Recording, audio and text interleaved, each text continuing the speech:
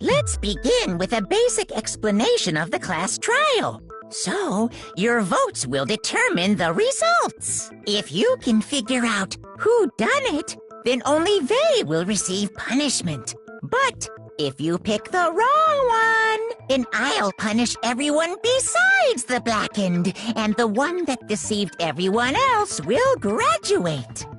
Now then, to begin with... We already know who did it! Was that? It was Hiro. He does not have an alibi for when the murders took place, and we found him in that suit. Don't try and deny it! You killed them!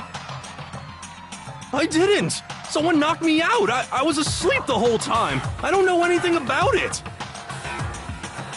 Shut your murdering mouth, murderer! Who are you calling a murderer? I am sorry to say, Hiro, but we do have evidence. Blueprints for the suit. Parts we assume were used to build it. And all of it was found in your room. You have to admit, the evidence is quite compelling. It points to you as having created the suit and wearing it while committing crime after crime. How many times do I have to tell you? I don't know, I don't know!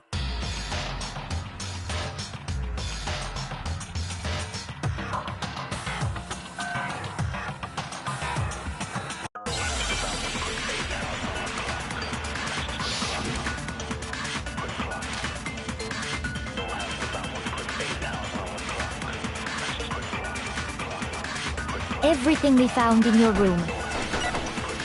The blueprints, the suit parts, they are all proof enough that you are the culprit.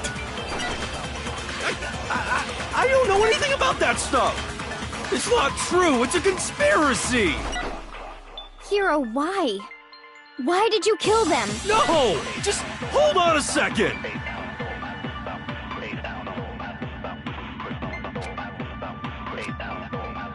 Everything we found in your room. The blueprints, the suit parts, they are all proof enough.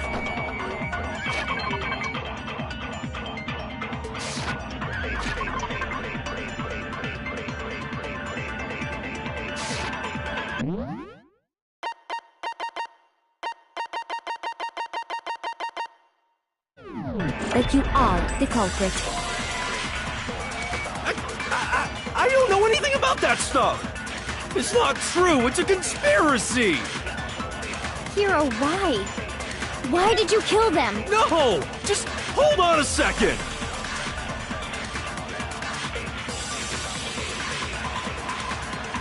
Everything we found in your room. The blueprints, the suit parts, they are all proof enough that you are the culprit.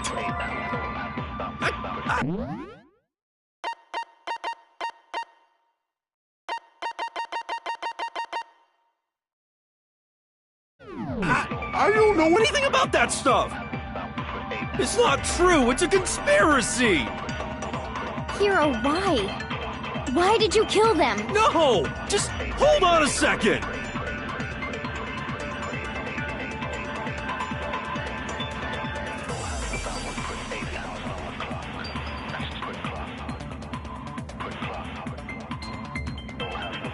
Everything we found in your room.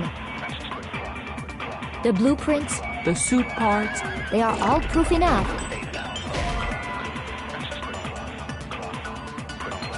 Shoot! Everything we found in your room. The blueprints, the suit parts, they are all proof No, that's wrong!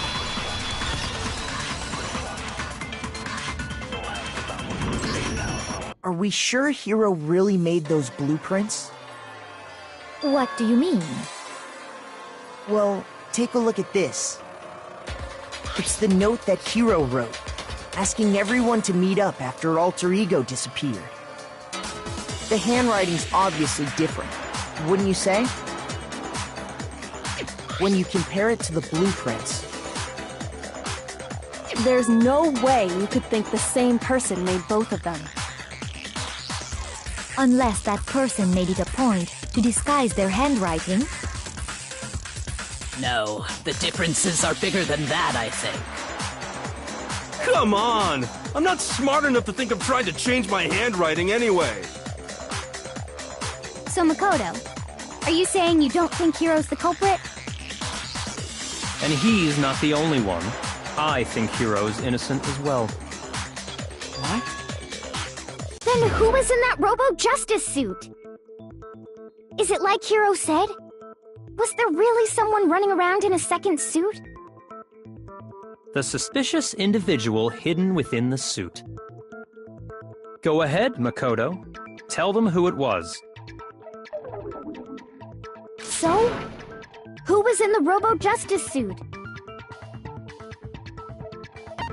I got it! Other than Hiro, I can't think of anyone else it could have been. Obviously, he was the one in that particular suit, and we never found any kind of second suit. Then there can be no doubt. Hiro is the prime suspect. That doesn't make any sense! You just said Hiro didn't do it! It makes perfect sense. Hiro was the suspicious individual in the suit, but he's not the culprit. So what you're saying is... That's right. The culprit in this case has nothing to do with being in the Robo-Justice suit. What? Now that's a bold assumption! And what reason do you have to make such a statement? You do have a reason, yes? Of course. But before we get to that, there's something else we need to clarify first. So let's get that out of the way. Hey, stop trying to boss us around! All things have a proper order. So what is it? What needs to be clarified? We must clarify the method of transportation for Taka's lifeless body. It would seem that his corpse was moved using certain particular items. Makoto, can you tell us what they were?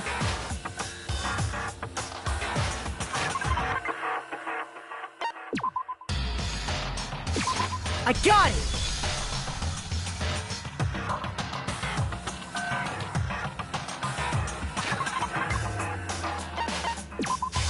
I got it! They were a dolly and a tarp, right?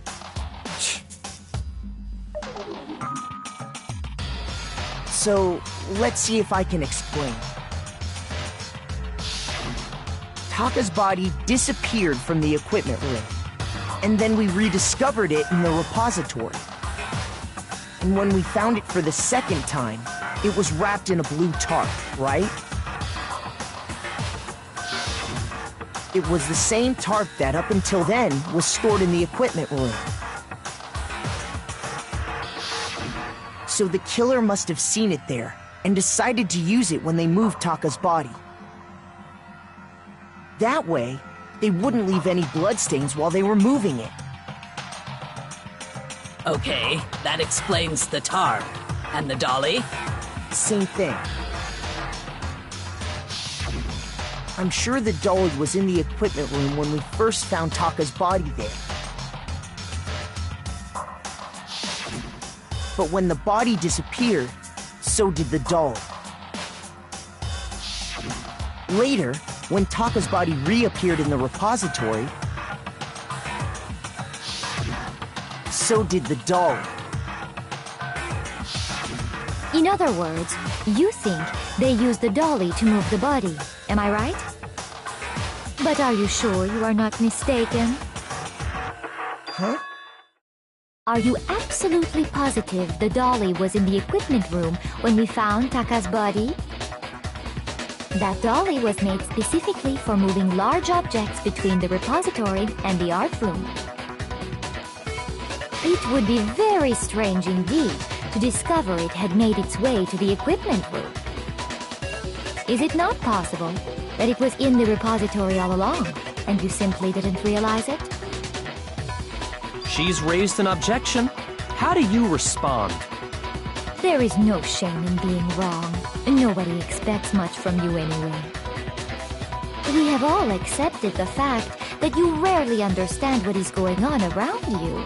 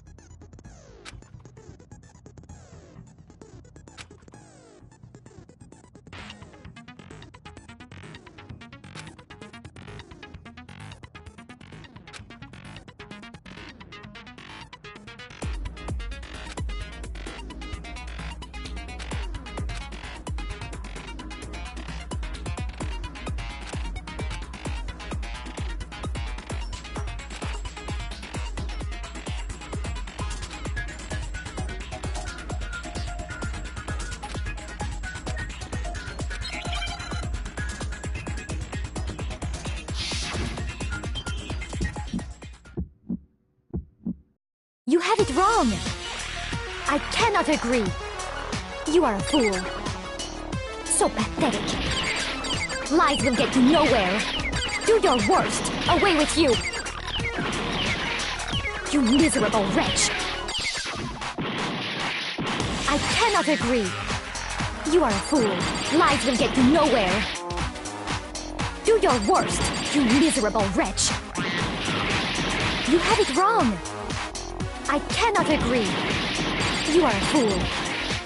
So pathetic. Lies will get you nowhere. Do your worst. Away with you. You miserable wretch.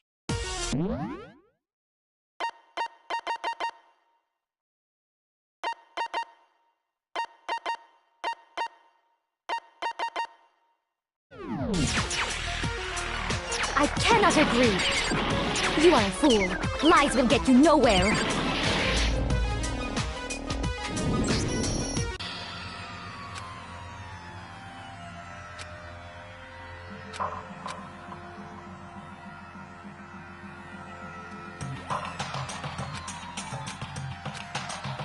Is this... I refuse to give up yet!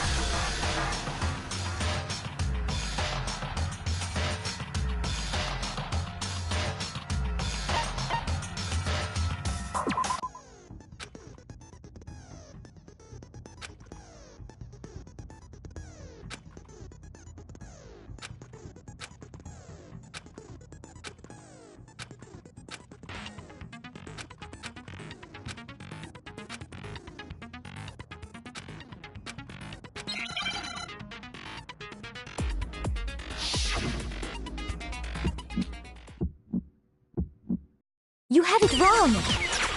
I cannot agree! You are a fool. So pathetic. Lies will get you nowhere. Do your worst. Away with you. You miserable wretch. I cannot agree. You are a fool. Lies will get you nowhere. Do your worst, you miserable wretch! You have it wrong! I cannot agree! You are a fool! So pathetic! Lies will get you nowhere! Do your worst! Away with you! You miserable wretch! I cannot agree! You are a fool! Lies will get you nowhere! Do your worst!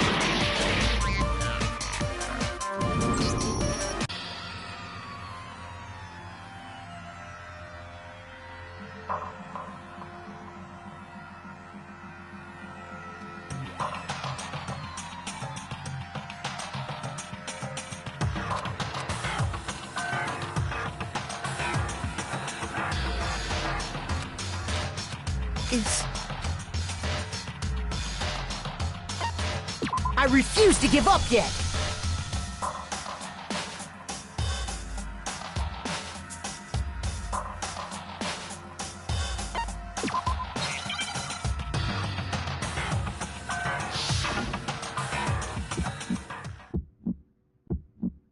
You have it wrong!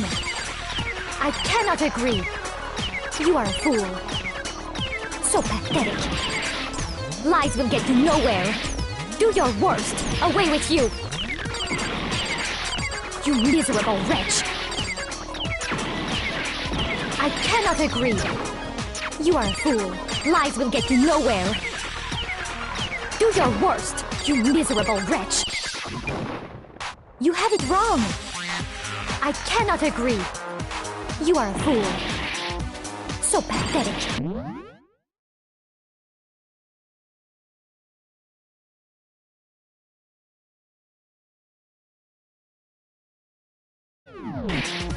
Lies will get you nowhere! Do your worst! Away with you! You miserable wretch!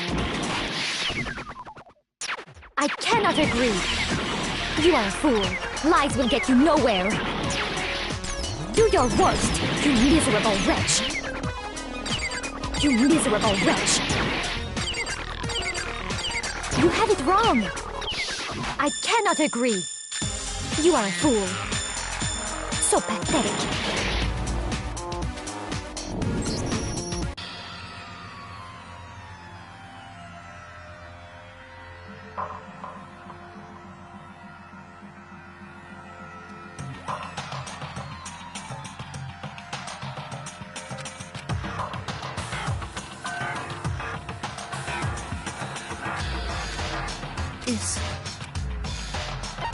I refuse to give up yet!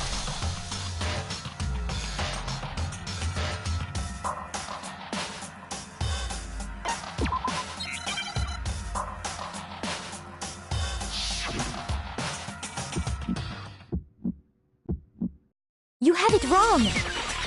I cannot agree! You are a fool! So pathetic! Lies will get you nowhere! Do your worst! Away with you! You miserable wretch! I cannot agree! You are a fool! Lies will get you nowhere! Do your worst! You miserable wretch! You have it wrong! I cannot agree! You are a fool! So pathetic! Lies will get you nowhere! Do your worst! Away with you! You miserable wretch! I cannot agree! You are a fool! Lies will get you nowhere! Do your worst! You miserable wretch! You miserable wretch! You have it wrong! I cannot agree! You are a fool! So pathetic! I cannot agree! This should prove it!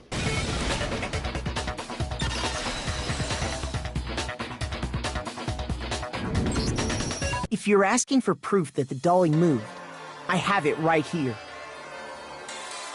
When I found the dolly in the repository, one of the wheels had a blood stain on it. There was a pool of blood in the equipment room with a tire mark in it that matched the dolly wheel's tread. The killer probably rolled the dolly through the blood on accident as they wheeled the body out of the room. And as the blood dried on the tire, they moved the body into the repository. So there's my proof that the dolly was used to move Taka's body.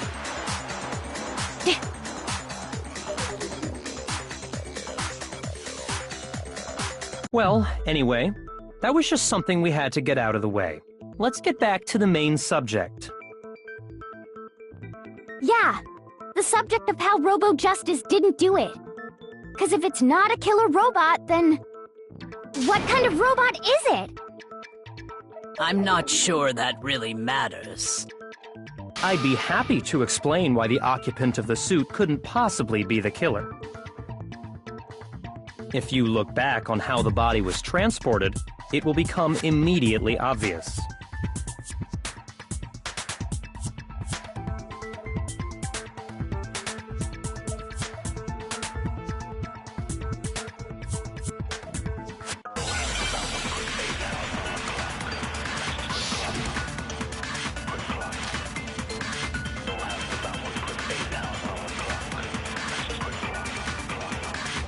As we know, Taka was killed in the equipment room. And from there, the body was moved to the repository, correct? Yeah, the culprit wrapped the body in the tarp, then loaded it onto the dolly and wheeled it off, right? Now, keep in mind that the dolly doesn't have a handle. Well, yeah, but even without a handle, all you'd have to do is bend over. Then you could push the dolly no problem. So the killer just crouched down and carted the body off to the repository. If you accept everything we just said, then you must realize that whoever was in the suit couldn't possibly be the culprit. Sorry, I don't think I realize anything.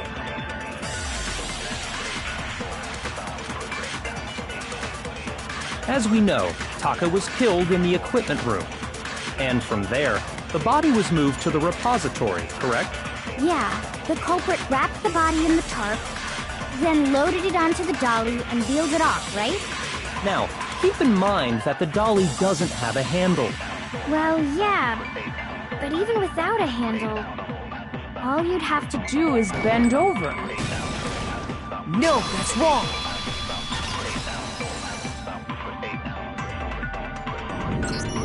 You're absolutely right that you could push a dolly without a handle if you stoop down low.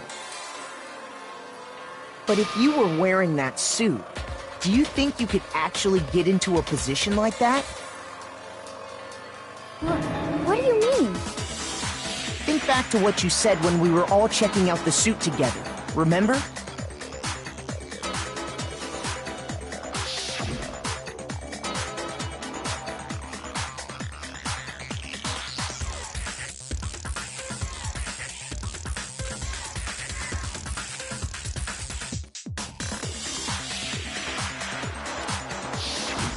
When you're in that suit, not only can you not see your feet, but you can't even bend at the waist. Am I right about that? Now that you mention it, yeah. It seems like it'd be awfully hard to push that dolly if you couldn't bend over. Well, what's to stop you from simply pushing the dolly with your feet? When you can't even see your feet? You really think someone could kick the dolly all that way? Yeah, it'd be totally impossible! Not that I can say for sure myself. On top of that, if you were wearing such a rigid, cumbersome suit, it's very unlikely you would have the dexterity to go about wrapping the body in a tarp. Well, I mean, isn't that just a matter of taking off the suit when you're ready to move the body?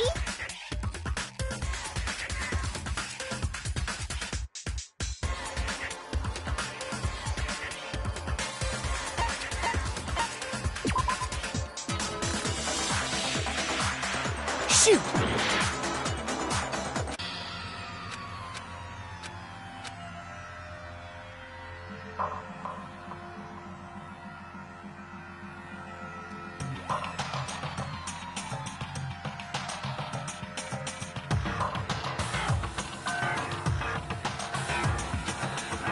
is... I refuse to give up yet!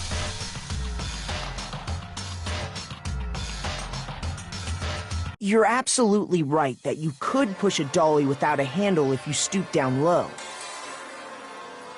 But if you were wearing that suit, do you think you could actually get into a position like that? What do you mean? Think back to what you said when we were all checking out the suit together, remember?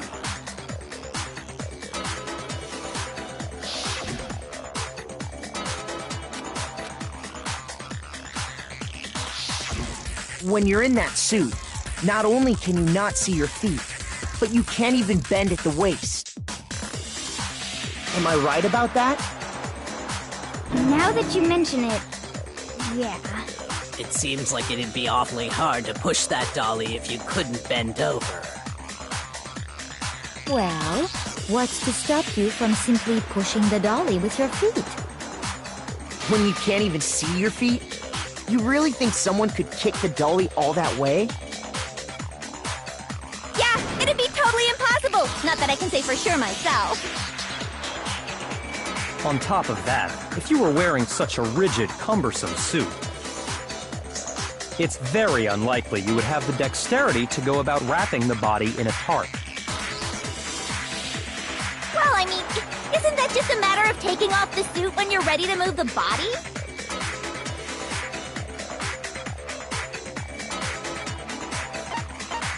I got it! I don't think taking off the suit was an option. If you remember...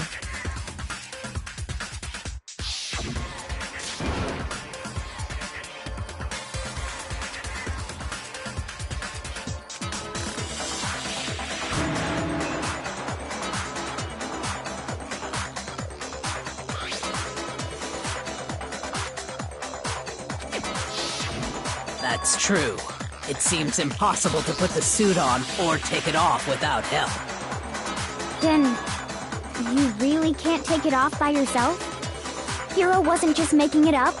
Of course I wasn't making it up. If he could have gotten it off by himself, I don't think he would have let us see him wearing it. Showing up in the suit was basically an invitation for everyone to suspect it. Yeah, that's right! So, it's really, really true that Robo-Justice couldn't have moved the dolly? To be clear, whoever did move the body, it couldn't have been Hiro in the robot suit, correct? No, wait. Just a second, if you please. Have you forgotten about the picture that I took? You all got a good look at it, did you not? The image of Hifumi being dragged away by Robo-Justice? If whoever was in that suit is not the culprit, how do you explain that? Besides, do you remember what the now deceased Hifumi said?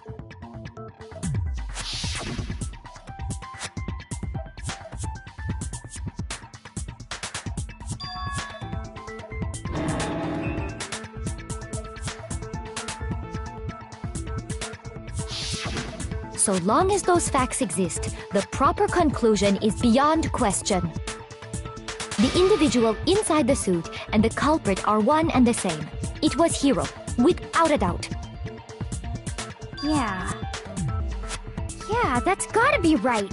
Hold on a second! It's still far too early to reach that conclusion. Besides, there's no hurry to decide who did it. Before we rush to a verdict, shouldn't we explore every single possibility? Instead of seizing on one viewpoint, the truth is uncovered by analyzing things from every angle. Perhaps, but where do we go from here? Let's review this series of unfortunate events from the beginning. Maybe we'll uncover something new. What a pain in the ass! I don't disagree, but our lives are on the line. If this is what it takes, we have to do it. Plus, maybe we'll get to find out where the heck Kyoko was when everything went down. All right then, let's take another look back at what happened. I suppose we could start with this morning. 4 of us gathered together in the dining hall. Makoto, Hina, Kyoko, and myself. We waited there for quite a while, but nobody else showed up, so we went to look for everyone. That was around 8 a.m. And as soon as we split up, Kyoko went missing. Soon after that, Hina found Celeste in the rec room and quickly came to get Makoto and me. It seems I was unconscious for about an hour after I was attacked by my mystery assailant. I know it was an hour because I remember being attacked a little after 7. That was when we saw Celeste's picture and discovered that her assailant had been wearing a strange costume. As it turns out, it was Robo-Justice. It also soon became clear that this same Robo-Justice had abducted Hifumi. We were soon joined in our search by Byakuya and Toko, and then went on to find Hifumi in the library. He was injured, so we took him to the nurse's office and resumed our search for the suspect. But not long after leaving the nurse's office...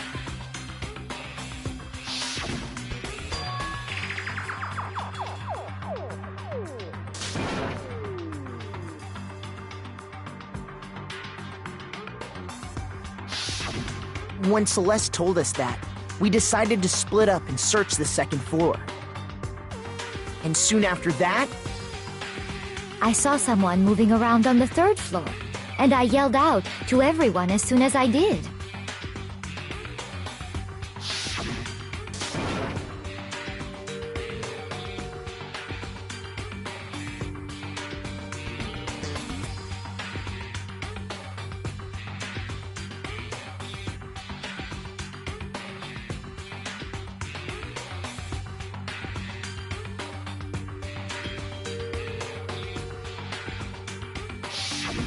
and then...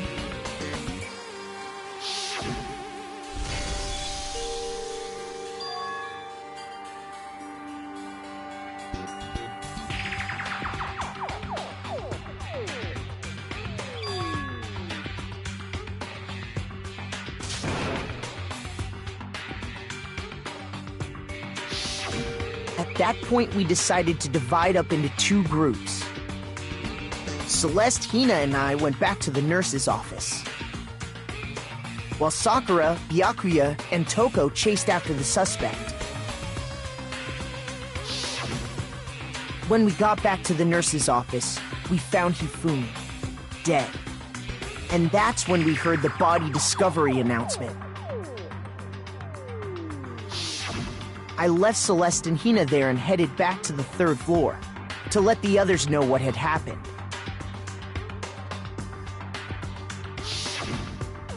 Meanwhile, we had just discovered Taka's body in the equipment room. We must have found both bodies at almost exactly the same time, because we heard the same announcement not long after we discovered his body. And that's when I told you guys about Hifumi.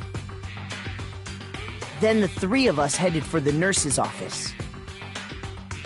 But right after we left the physics lab, we ran into Celeste, who'd arrived after us, and she told us something very surprising.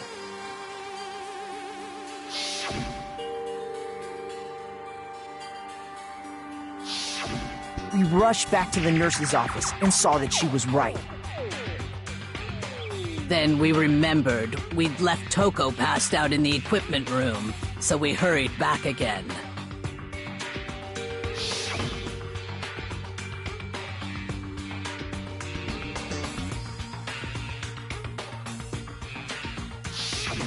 But when we got there, we discovered that now Taka's body had also gone missing.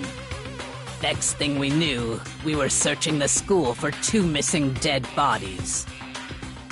And after some time... Celeste informed us that she'd found the bodies, and we all headed to the repository, which is where we rediscovered the corpses.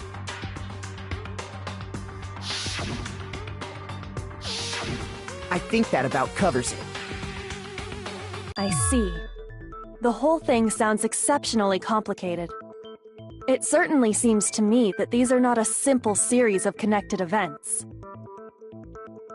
Okay, well, if that's true, then what? Rather than a single series of events, I think we have to consider each murder a separate situation. And from there, we can uncover the contradictions surrounding all of them. Now then, let's get started, beginning with what happened to Taka.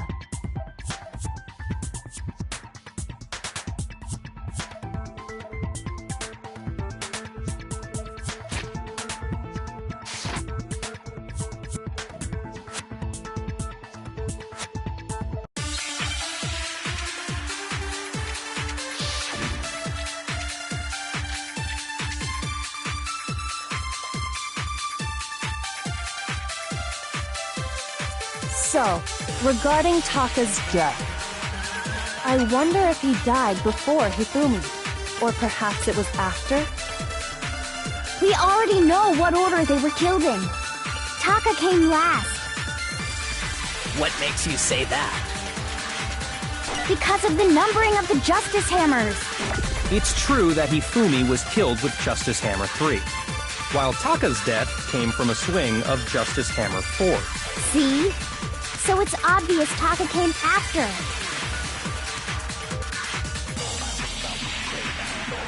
So, regarding Taka's death, I wonder if he died before Hifumi, or perhaps it was after? We already know what order they were killed in. Taka came last. What makes you say that? Because of the numbering of the Justice Hammers. It's true that Hifumi was killed with Justice Hammer 3, while Taka's death came from a swing of Justice Hammer 4. See? So it's obvious Taka came after.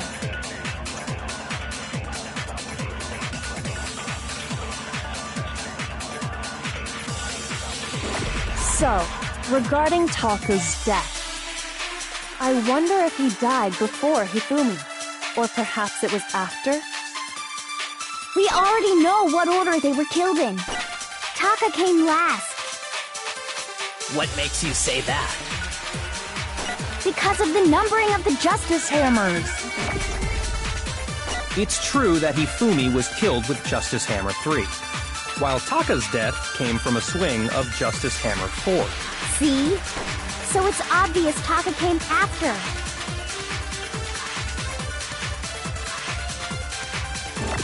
So, regarding Taka's death, I wonder if he died before Hifumi, or perhaps it was after? We already know what order they were killed in. Taka came last. What makes you say that? Because of the numbering of the Justice Hammers. It's true that Hifumi was killed with Justice Hammer 3, while Taka's death came from a swing of Justice Hammer 4. See? So it's obvious Taka came after. So, regarding Taka's death, I wonder if he died before Hifumi, or perhaps it was after? We already know what order they were killed in. Taka came last. What makes you say that? Because of the numbering of the Justice Hammers. It's true that Hifumi was killed with Justice Hammer 3, while Taka's death came from a swing of Justice Hammer 4. See? So it's obvious Taka came after. So, regarding Taka's death, I wonder if he died before Hifumi, or perhaps it was after? We already know what order they were killed in. No, that's wrong.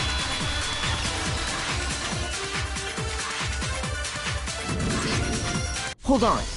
There's no reason to assume that the hammers were used in the same order as their numbers. If anything, that's just another way the killer tried to disguise their actions. So you're saying the culprit wanted us to think the hammers were used in order, But in reality, Taka was killed before Hifumi? Okay then, let's see the proof.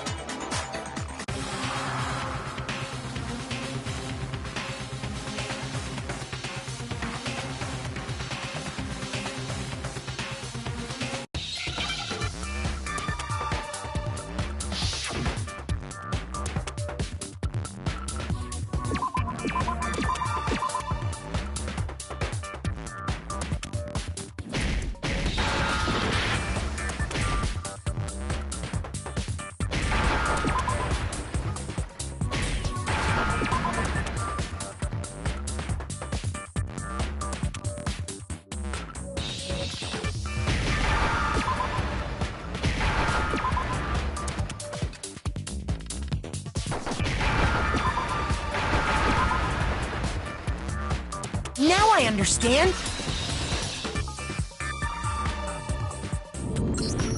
I've got it. Taka's wristwatch. See? Look. It broke with the hands pointing just past 6 o'clock. It must have gotten broken when he was attacked by the killer. Because as of last night,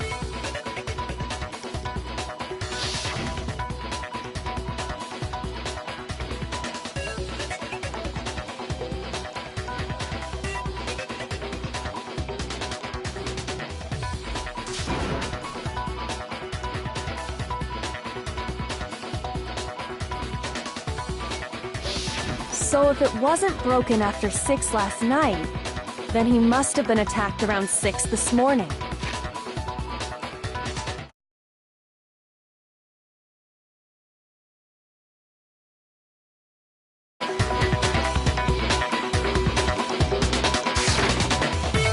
And that would be his official time of death. But if that's true, then he was killed well before Hifumi. And before Celeste was attacked this morning, which happened around 7. That's right. Taka was killed before any of the other incidents took place. That simple fact slipped past all of us. We made the wrong assumption about the order of events, all because of those justice hammers. That's exactly why the culprit wrote the numbers on each hammer and had them increase in size. That way, when we saw how they were used in each incident, we'd easily make that wrong assumption. Now, if Taka was killed around 6, then everyone's alibis for his murder go out the window. Because when he was killed, we hadn't met up in the dining hall yet. That may be true in the case of Taka's murder. But all of our alibis still hold true for Hifumi's death. That's right. With him, at least, we're all safe.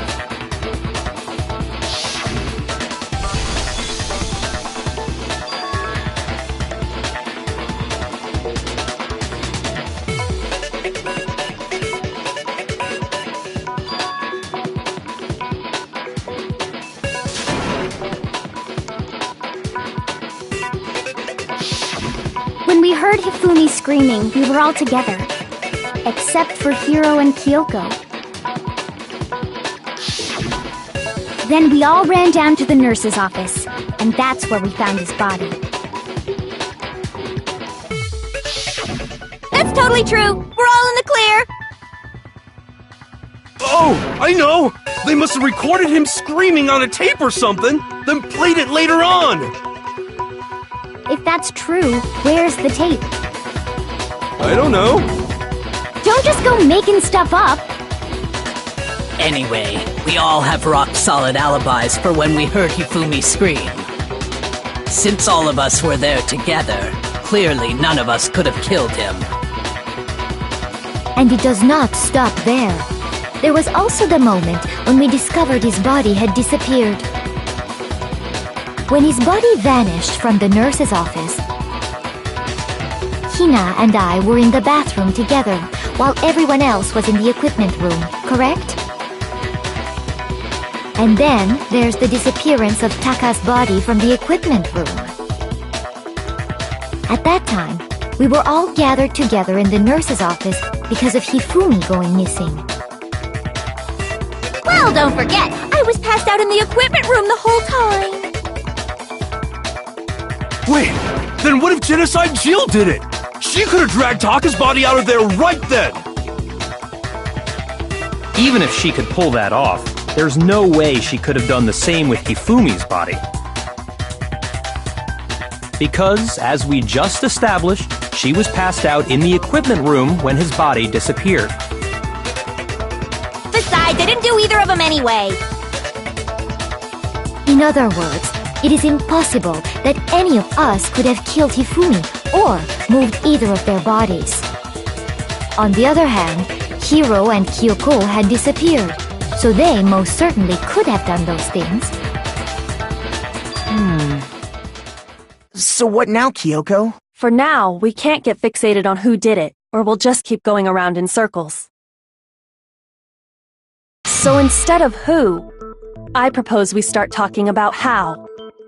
In particular, I think we need to figure out how Hifumi's body got moved. That's true. We searched everywhere, but we couldn't figure out how to explain his body disappearing. And according to what Celeste said,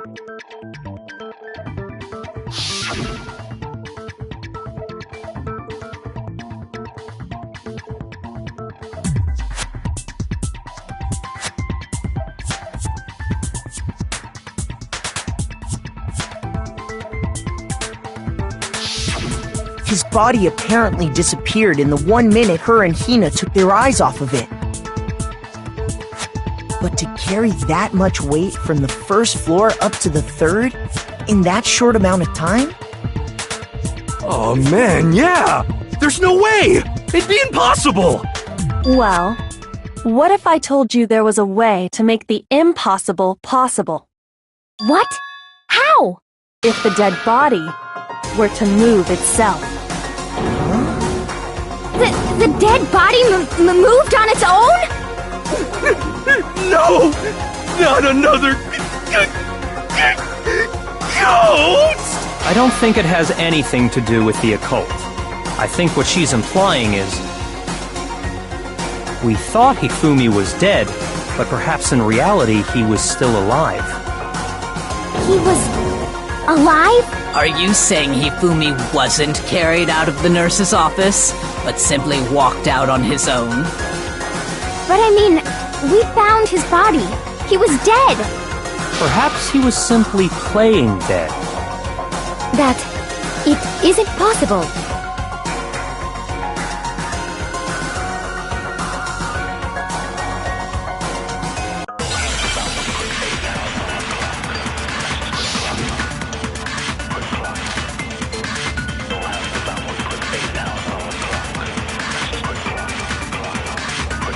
Are you saying that when we first found Hifumi in the nurse's office, there's a chance he was actually still alive? No, it is impossible. Hifumi was dead, without a doubt. And you know that how? Surely you heard the body discovery announcement along with the rest of us. Hifumi's dead body had been found. And that is why the announcement was made. Are we really so sure about that? Maybe the announcement was intended to signal someone else's discovery.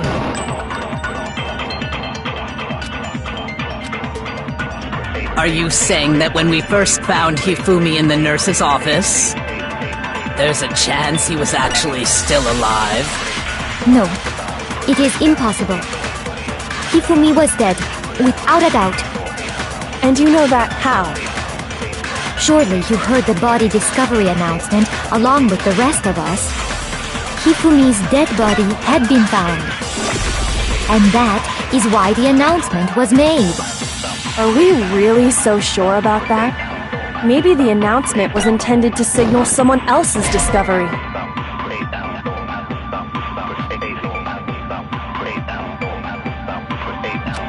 shoot! Are you saying that when we first found Hifumi in the nurse's office, there's a chance he was actually still alive? No, it is impossible. Hifumi was dead, without a doubt.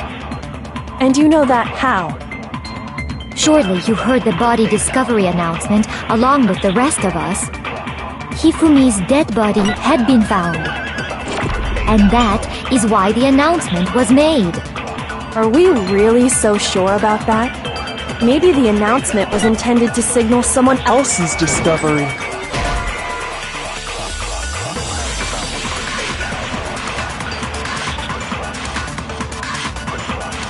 Shoot! Are you saying that when we first found Hifumi in the nurse's office, there's a chance he was actually still alive? No, it is impossible. Hifumi was dead, without a doubt. And you know that how? Surely you heard the body discovery announcement along with the rest of us. Hifumi's dead body had been found. Shoot!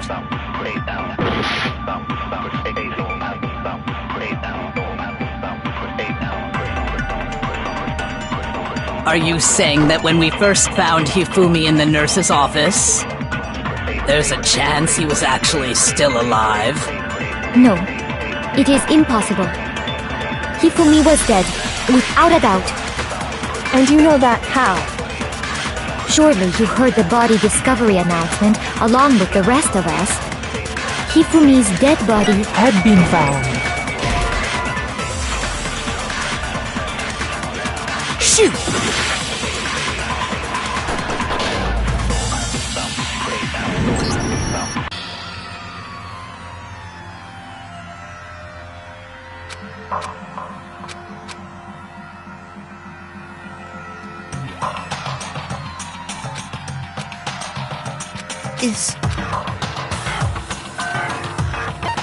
I refuse to give up yet!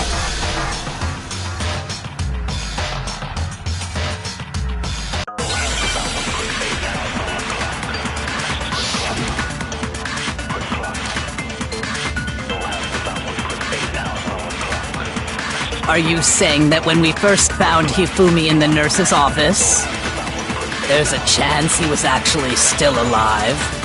No, it is impossible. Hifumi was dead, without a doubt. And you know that how? Surely you heard the body discovery announcement along with the rest of us. Hifumi's dead body had been found. And that is why the announcement was made. Are we really so sure about that? Maybe the announcement was intended to signal someone else's discovery.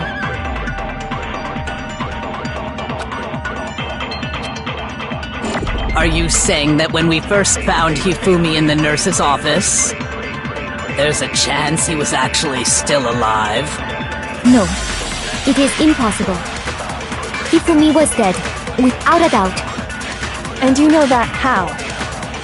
Surely you heard the body discovery announcement along with the rest of us. Hifumi's dead body had been found. And that is why the announcement was made.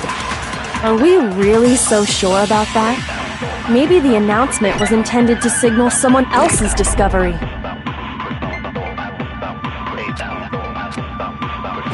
Are you saying that when we first found Hifumi in the nurse's office, there's a chance he was actually still alive?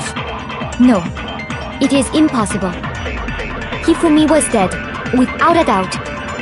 And you know that how? Surely you heard the body discovery announcement along with the rest of us. Hifumi's dead body had been found. No, that's wrong!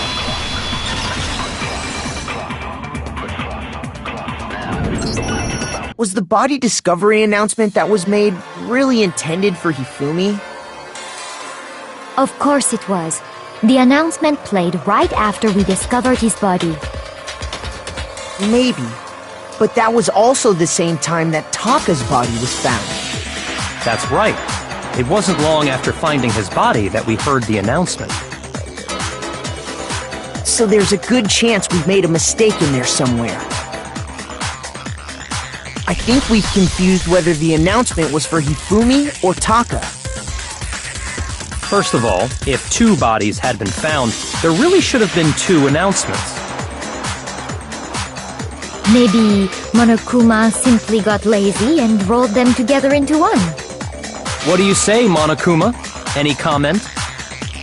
Well, it's a very sensitive issue, so I can't go into too much detail. But what I can say about the body discovery announcement is that it's only broadcast when 3 or more people find a dead body for the first time. That didn't answer our question, man. We're asking if you're a lazy bum. No, actually, that was plenty. Huh? He said it's only broadcast when a body is discovered for the first time, which means even if we find the same body again later, he won't make the announcement again. If that's true, then why was the announcement made again later on? Huh? Later on? Exactly. We heard the body discovery announcement twice.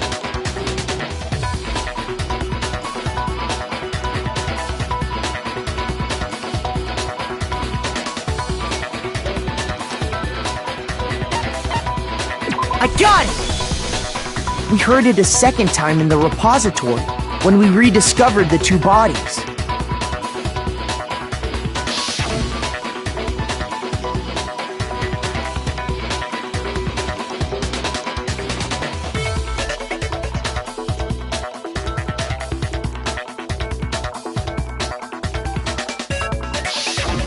It didn't seem weird at the time, but it contradicts what Monokuma just told us, doesn't it? Exactly. If we were actually rediscovering both bodies, the announcement shouldn't have played. Then in reality, when the 2 dead bodies were rediscovered, one of them was actually being discovered for the first time.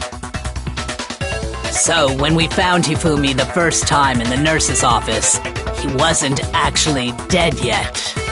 Meaning, he wasn't actually found dead until we came upon him in the repository. And that's just part of it. There's one other thing that leads me to believe he was still alive in the nurse's office. Oh, I know! Because he was super good at playing dead! Bada bing, bada boom! That is the worst logic I have ever heard. But honestly, I do not think there's anything that can prove he was still alive. Okay then, let's take another look at the events surrounding the discovery of his body. Then it should become clear whether he was really alive or not. This whole thing is pointless.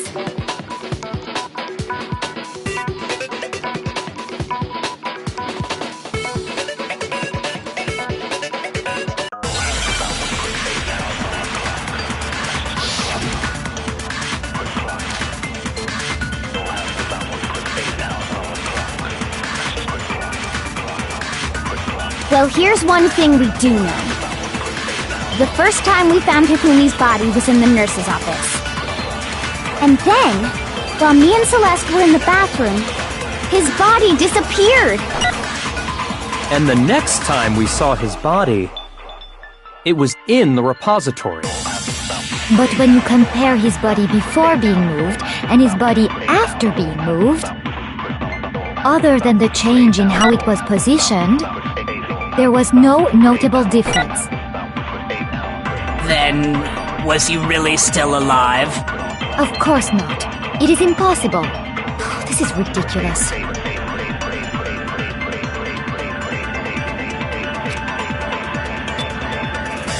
Well, here's one thing we do know.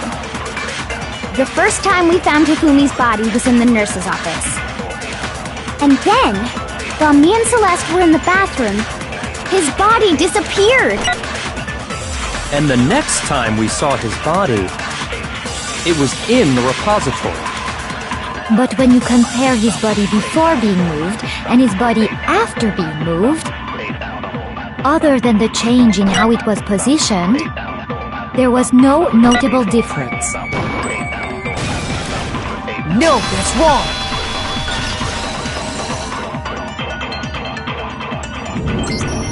In fact, There was one clear difference between Hifumi in the nurse's office and the repository. His glasses. That fact alone proves that he was only playing dead in the beginning. Perhaps you'd like to fill the rest of us in?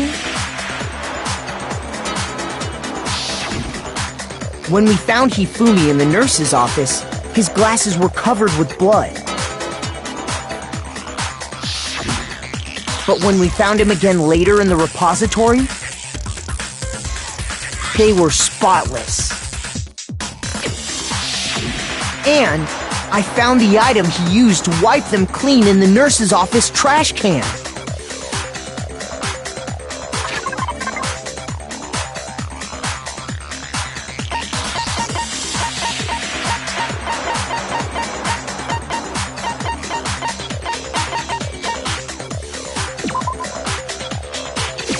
I got it! It was a glasses cleaning cloth featuring a certain cartoon mascot. One look at the bloodstain on the cloth should make things clear. This piece of cloth was used to wipe Hifumi's glasses clean. And the mascot on the cloth is the same one that's on the digital camera, right? And whose digital camera was it? Hifumi's, of course. The character was Princess Piggles from Demon Angel Pretty Pudgy Princess, I think. I highly doubt anyone but Hifumi would have brought something like this to school. I see your point, and the only people here who wear glasses are... I wouldn't be caught dead using a tacky piece of garbage like that. A few tissues is all I need to keep my glasses clean. Then there's no question. It belonged to Hifumi. So what you're saying is... what exactly? What I'm saying is, the blood on his glasses was wiped away using his own glasses cleaning cloth. Even if that is true, it does not mean he wiped the blood off himself. But who would benefit from a clean pair of glasses other than the glasses owner? That's a good point. Then it must have been him, right? So let's assume that Hifumi was still alive in the nurse's office. He pretends to be dead. Then when he's alone, he wipes his glasses clean so he can see. Then he stands up and walks out on his own 2 feet. And with that, the impossible task of moving his copious corpse becomes possible, wouldn't you say? But then, if he was just pretending to be dead, what was with all that blood? Was it paint or something? The fridge in the nurse's office contains... He figured if he was gonna play dead, he should go all out, so he just dumped it everywhere! But he got crazy with it and had to wipe his glasses off when he was done! God, what an idiot!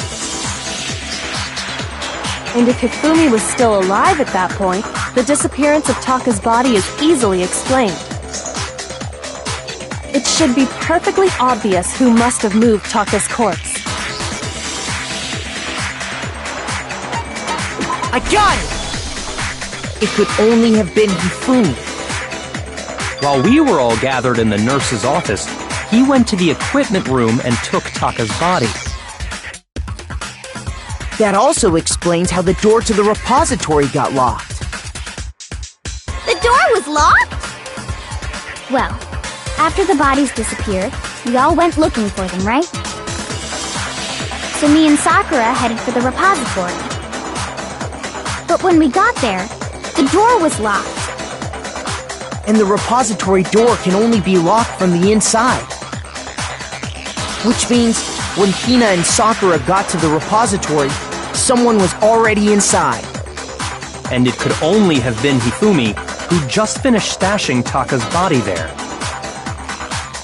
He convinced us all he was dead, and when he saw his chance, he dragged Taka's body to the repository.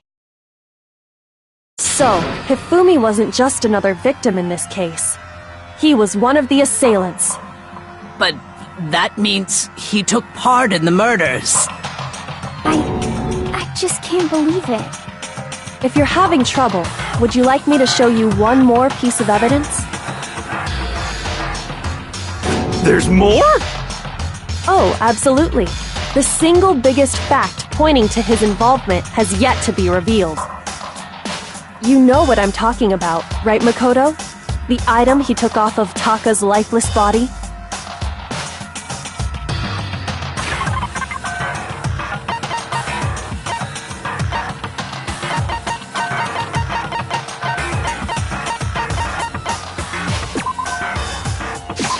I got it! You're talking about the note Hifumi had hidden away, aren't you?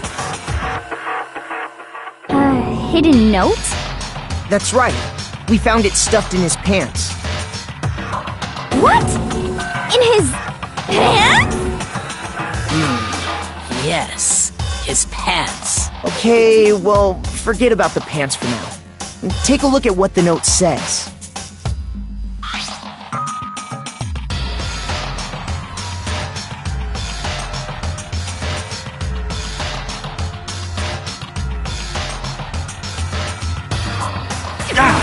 That's the note I was telling you about. The one that told me where to go. Huh?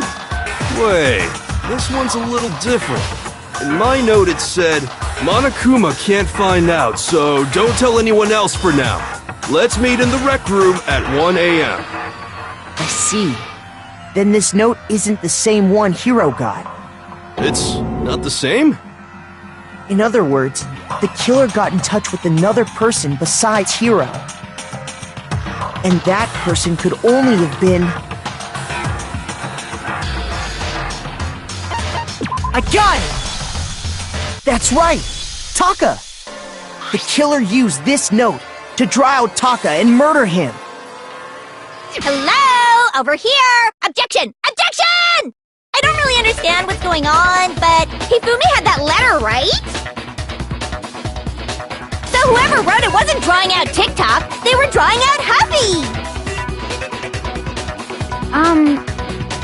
Just to be clear, TikTok is Taka and Huffy is Hifumi, right? Ugh! Yes! Why must you ruin it every time?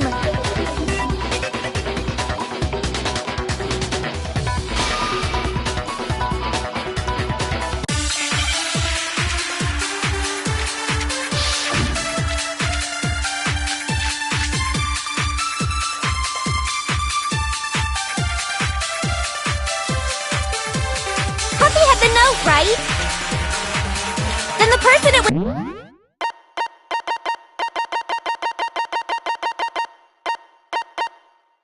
intended for must have been Huffy! But remember what the note said. What time did it say to meet? 6 a.m., I believe. The time doesn't matter! The note has nothing to do with TikTok!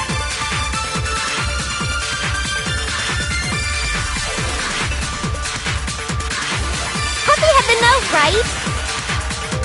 Then the person it was intended for must have been Huffy! But remember what the note said. What time did it say to meet? 6 a.m., I believe. The time doesn't matter! The note has nothing to do with TikTok! No, that's wrong!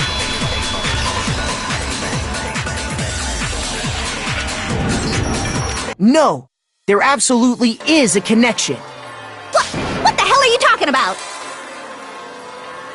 The note said to meet at 6 a.m., which is the same time Taka was murdered. You've already proven that using his wristwatch. But there's more. Look where the note says to meet. The equipment room, right? Which is where Taka was killed. I see. So, Taka was murdered at both the time and place written in the note. I think that should be plenty to show that this note was definitely meant for Taka. Well, when you put it like that... No further objections! Then someone used that note to trick Taka. just the same as me. The culprit really is a cold-blooded monster, telling people they'd found a way out. But if they gave the note to Taka, what was Hifumi doing with it? Stuffed down his pants, no less! Most likely, Hifumi stole it off Taka's corpse after he died. Huh? He stole it? Where's your proof? Go ahead, show us.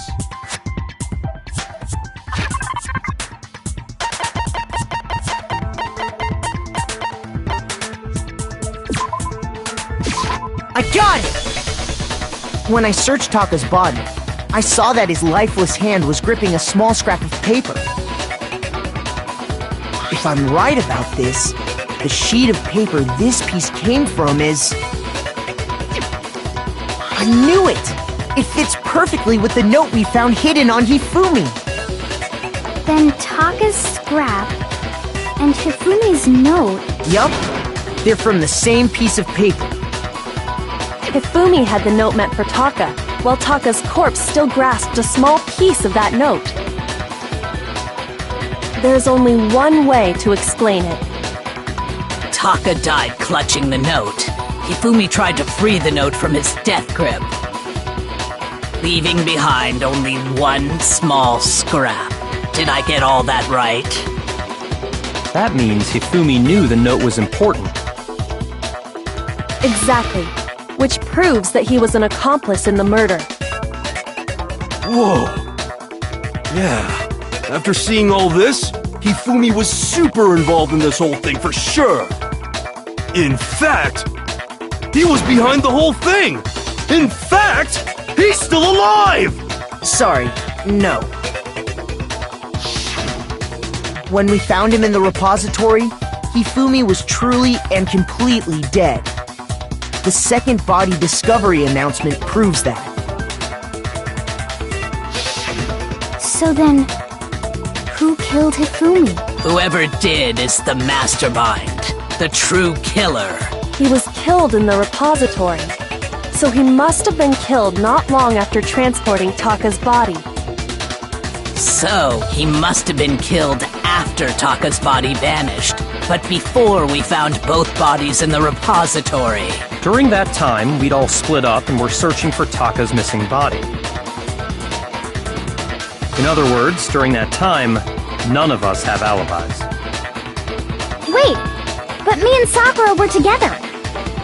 Stop trying to steal the spotlight, you stupid walrus! Who are you calling a walrus? Anyway, when they were killed bothers me too. But there's something that's been bothering me even more. And what might that be? The weapon they used to kill Hifumi! The weapon? Yeah, because I mean, according to the Monokuma file, the way Taka and Hifumi were killed was almost the same, with them having similar fractures and all. But Justice Hammer 3 and 4 were still laying around in the nurse's office and equipment room, right? So if Hifumi was killed in the repository, the culprit would have had to grab one of the hammers, kill Hifumi, then put the hammer back where they found it. But wouldn't that be seriously risky for him? I'm surprised. It seems there's some semblance of a brain knocking around that skull of yours after all. Hell yeah, it's packed in there good and tight. He's right, though. I don't understand it either. The Monokuma file makes it clear that they were killed using similar instruments. But if the hammers were already laying around those other rooms... So the question is, how could the culprit have gotten their hands on either of the hammers? Personally, I haven't a clue. So which hammer was used to attack Celeste? Number 1 or number 2? Those were accounted for in other rooms too.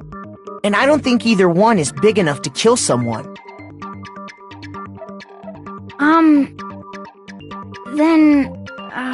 Is it not possible they used a different weapon? I don't think it is possible. They were both killed with the same kind of thing, right? So then, what was used to kill Hifumi?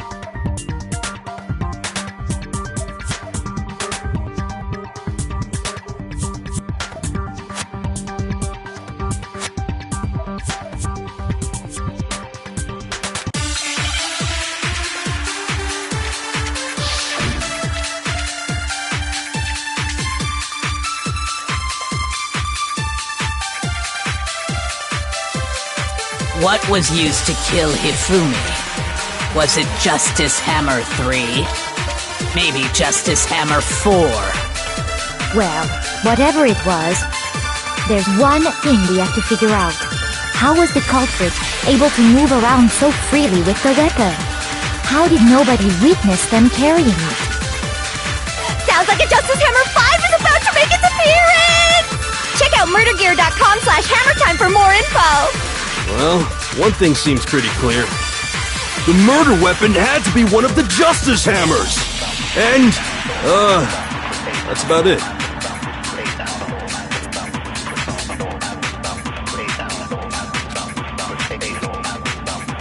What was used to kill Hifumi? Was it Justice Hammer 3? Maybe Justice Hammer 4? Well, whatever it was, there's one thing we have to figure out.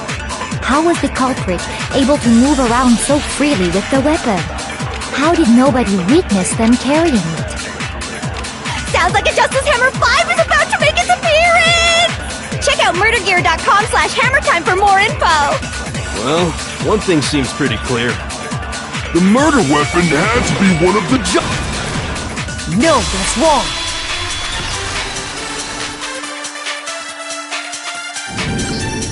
The murder weapon wasn't a Justice Hammer at all. No, it was something completely different. But, seriously? A different weapon? Specifically, a hammer from the repository. The killer could have easily used that to kill Hifumi. Now, all the hammers in the repository were covered in flecks of grit and debris. But for some reason, one of them had been scrubbed clean. Huh? And the reason it had been scrubbed clean was most likely because it was used to commit murder. If the hammer got covered in Hifumi's blood, of course they'd have to clean it off. I'd also like to point out that the repository has all kinds of hammers. Big ones, small ones, and even some flat mallet-like ones. I think whoever made the Justice Hammers used those as a basis for their design. If that's true, that would explain the Monokuma Files note about the wounds being similar. So Hifumi moved Taka's body to the repository, where someone then used a hammer to kill him. And whoever did that is the true killer. The one Hifumi was working with. And the one who betrayed him. Hold on a moment. I still think it's strange to assume someone was working together with him. The way the graduation rule works, there is no benefit to helping someone else carry out a murder. So the idea that anyone would work together like that is simply ludicrous. We talked about this, did we not?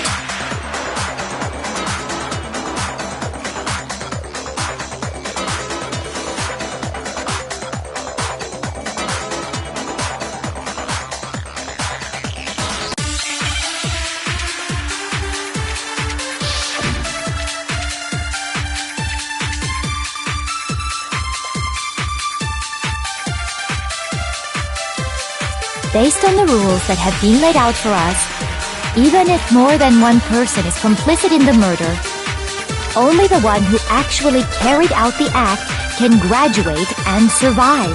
Assuming the rule holds true, it is simply impossible that two people work together on this.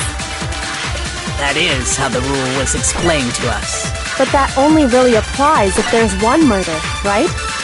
In this case, however, There were two murders.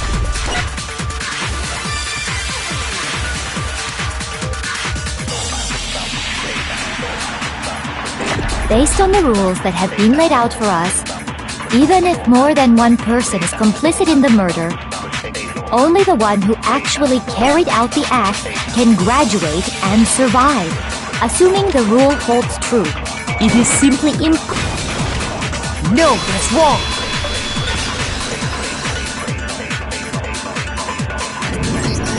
Since there were 2 murders, it's at least plausible that more than one person was involved. What do you mean? If there'd only been one murder, then yes, the idea of an accomplice isn't really worth considering. Naturally, if only one person can be saved per murder, an accomplice has no risk versus reward benefit. Risk versus reward benefit? The payoff for working together. The reward that balances out the risk of taking part in a scheme. There's no point in being someone's accomplice if there's no benefit to you. However, if there were some potential mutual reward for the risk, then cooperation becomes possible. You're saying that 2 people could act as each other's accomplices to commit 2 separate murders. I think that's what the true killer told Hifumi. They would each have an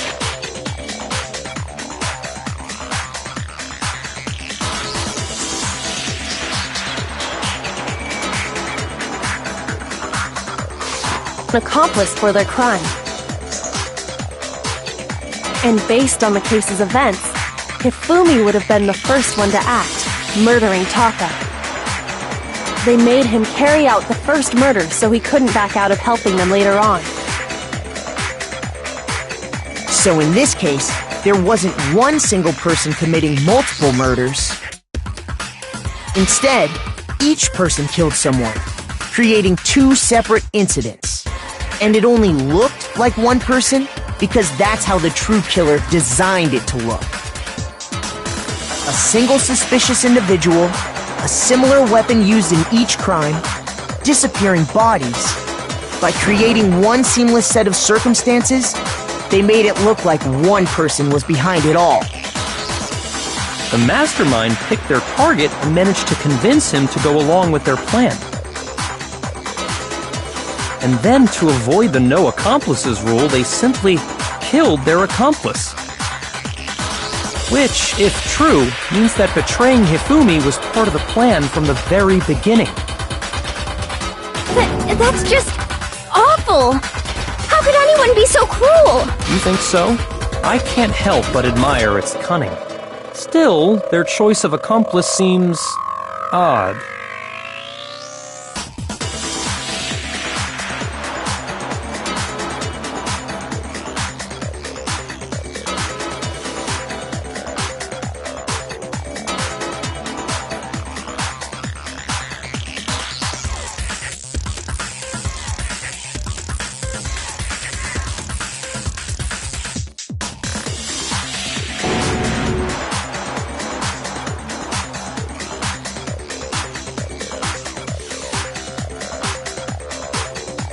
I understand how an accomplice could be involved, but then who was the one pulling Hifumi's strings? That's problem numero uno right now!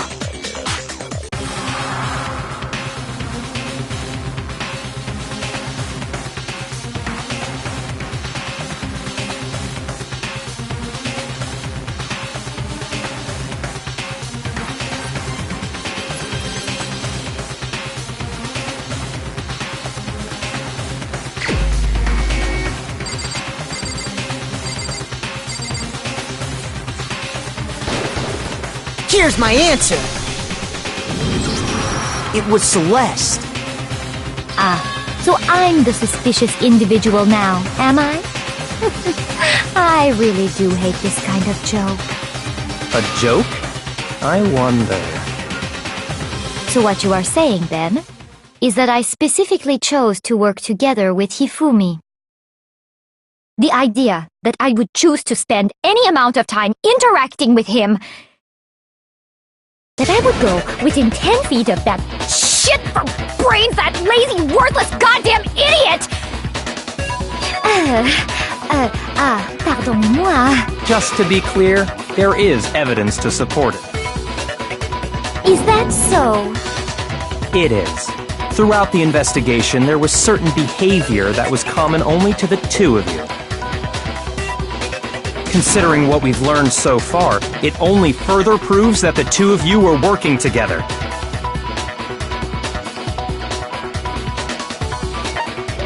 I got it! The behavior they had in common has to do with the suspicious individual in the suit, doesn't it? The only ones who ever actually saw Robo Justice firsthand were Celeste and Hifumi. Shush, the adults are talking now. Sorry.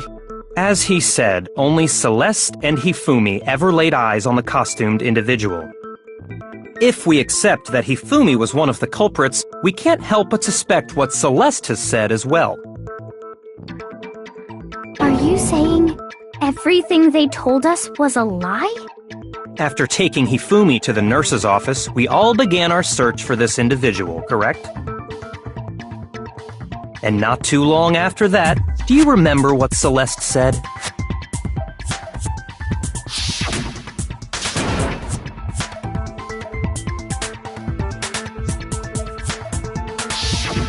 We headed to the second floor specifically because of what she claimed to have seen. Next, to draw us all to the physics lab up on the third floor, She let out a blood-curdling scream. and when we'd all come to see what was wrong, what was it she said?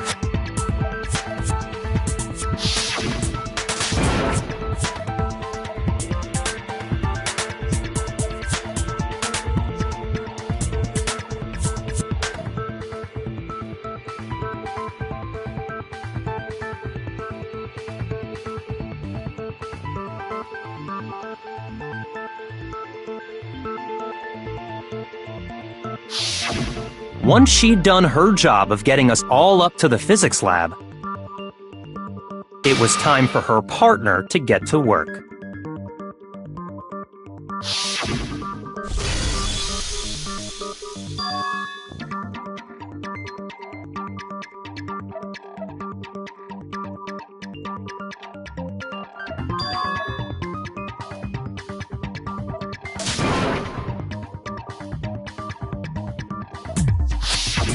It was to get us to divide into two groups, so that we would discover both bodies at the same time? In fact, Celeste was precisely the one who proposed that we split up.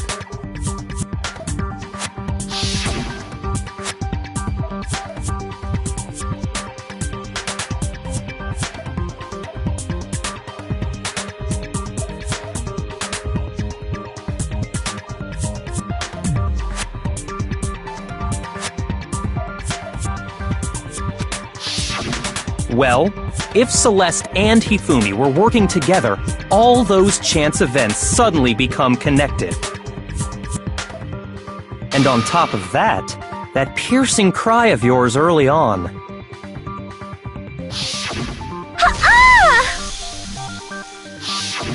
That was to signal Hifumi, wasn't it? It was your way of telling him, we're on the third floor, everything's going according to plan. Why else would you let out a scream that could have carried across the sea? I just realized another strange thing. When we found Hifumi in the nurse's office, who we now know was only pretending to be dead,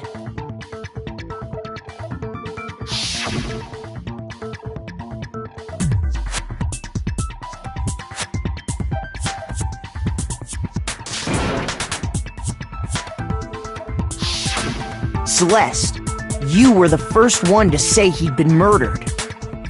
You wanted to make sure we wouldn't have any doubt in our minds. I don't believe it!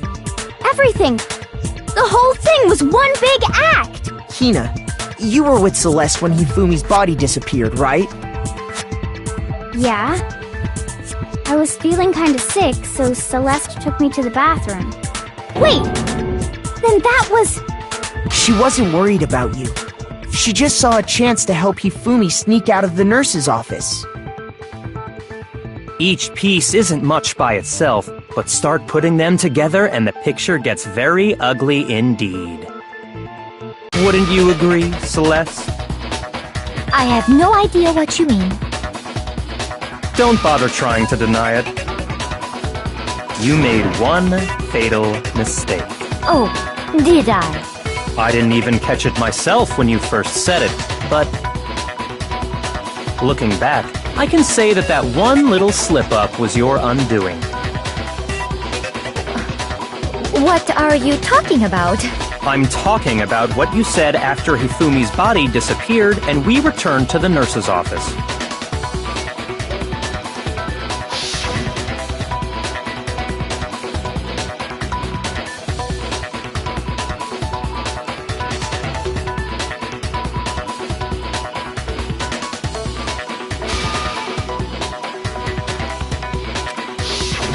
I remember her saying that too, but I don't understand what's so strange about it. Then pay attention. Sakura, Toko, and I were first to discover Taka's body in the equipment room. Then Makoto showed up and told us Hifumi had been killed, so Sakura and I left with Makoto. Once we were in the hall, we ran into Celeste, and the four of us headed to the nurse's office. Now, the entire time we were together, none of us said anything about Taka being dead. Think about it. Celeste's comment doesn't make sense. It was completely out of place. Yeah, I see what you're talking about. Although I don't really get what it means. You hear that, Celeste? Everyone's having some trouble understanding. Could you repeat what you said? If you're really not the culprit, you shouldn't have any problem repeating it, right?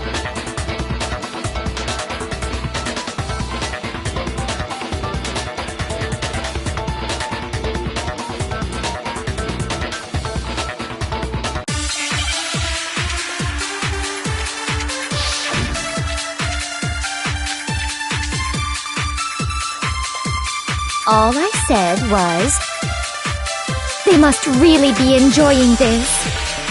Enjoying the sight of us standing around, frightened and confused. They must be positively elated. We are all going to die here. We are going to die, just like those guys died. And that is all I said. And that's all it takes to finish this. It's obvious, isn't it? What was so strange about Celeste's comment?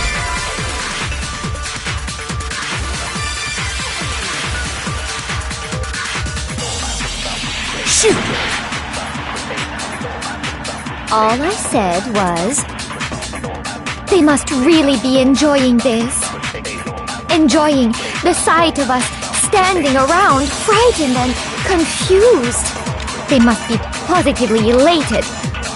We are all going to die here. We are going to die, just like those guys died. And that is all I said. And that's all it takes to finish this. It's obvious, isn't it? What was so strange about Celeste's comment?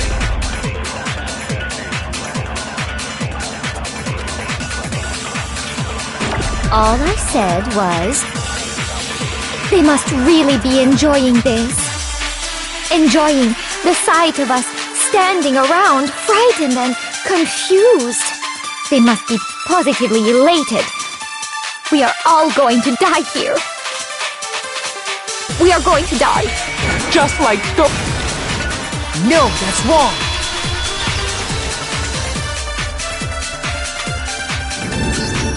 That's right.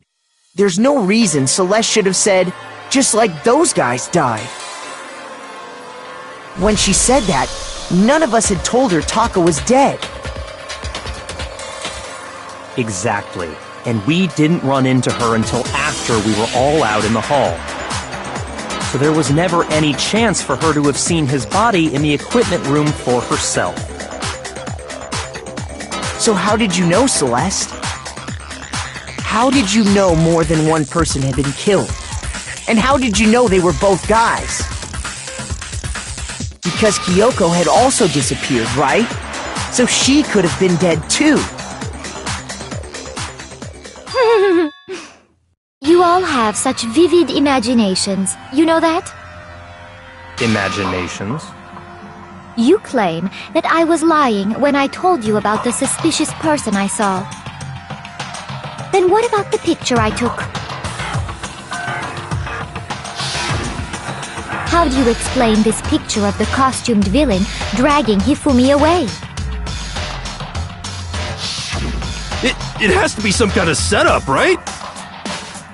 So let's put the suit on, and then she used the camera's timer to set up the picture. Have you so quickly forgotten? You are the only one who could have possibly fit into that suit. Plus, I happen to know that this particular camera does not have a timer. In other words, it is an unassailable fact that this is a picture of Hifumi being dragged away.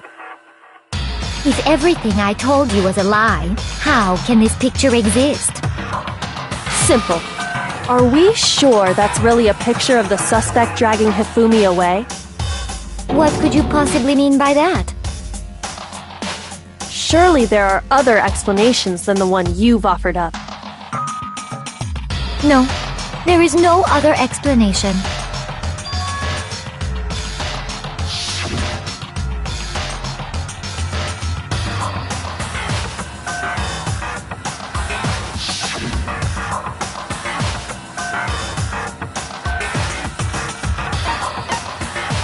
I got it! It's not a picture of the suspect dragging Hifumi away. I would say it's a picture of Hifumi dragging the suspect away. That's certainly within the realm of possibility. The one being dragged off in that picture isn't Hifumi, but the person in the robot suit. We've simply been led to believe that it's the other way around. And the strange costume might only exist to lead us astray even farther. If you saw someone wearing something like that in this situation, of course you'd notice and be suspicious. That's what happened! You put me to sleep and made me out to be the bad guy in all this!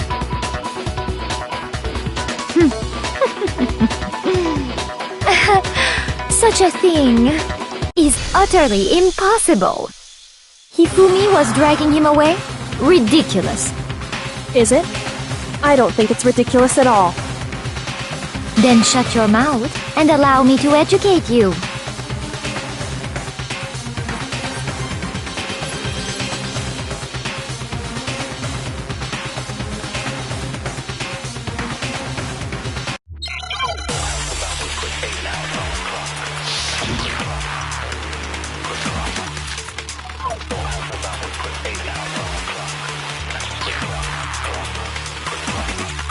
You dressed me up in that suit after I passed out!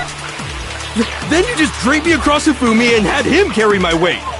You tried to make me look like the bad guy! Like I said, ridiculous. As you can see in the picture, the suspect is standing perfectly upright. If the person inside the suit was unconscious, there's no way they could stand up straight like that. Then the fortune-telling idiot is the culprit after all! No way!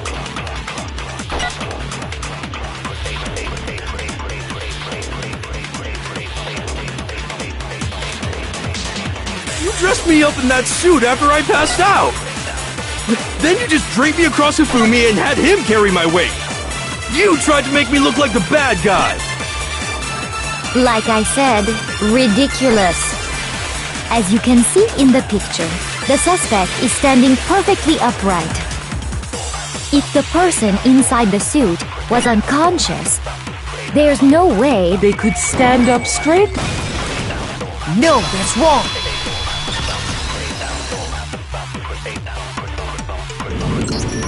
No. Even if the person inside the suit were unconscious, they could still stand up like that. Because that Robo-Justice suit had a certain characteristic.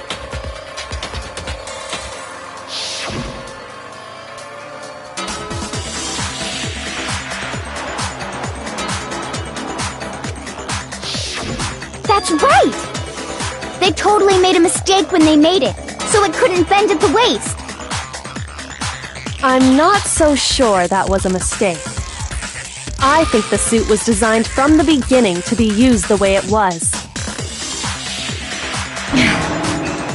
Celeste and Hifumi took the suit they'd specially designed and stuffed Hiro into it. That's how they were able to fake that whole thing. The point of it all was to make us believe whoever was in the suit was to blame. Well then, I suppose this is checkmate. Checkmate?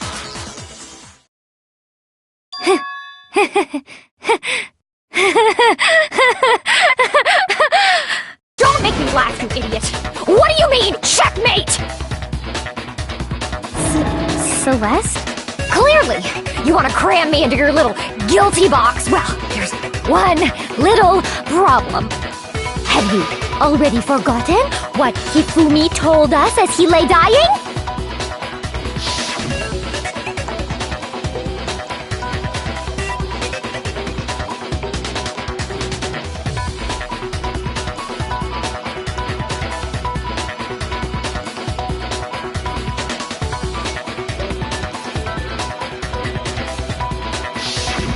When we asked him who had attacked him, his answer was quite clear, was it not? He said, and I quote, Yasuhiro. In other words, Yasuhiro Hagakure!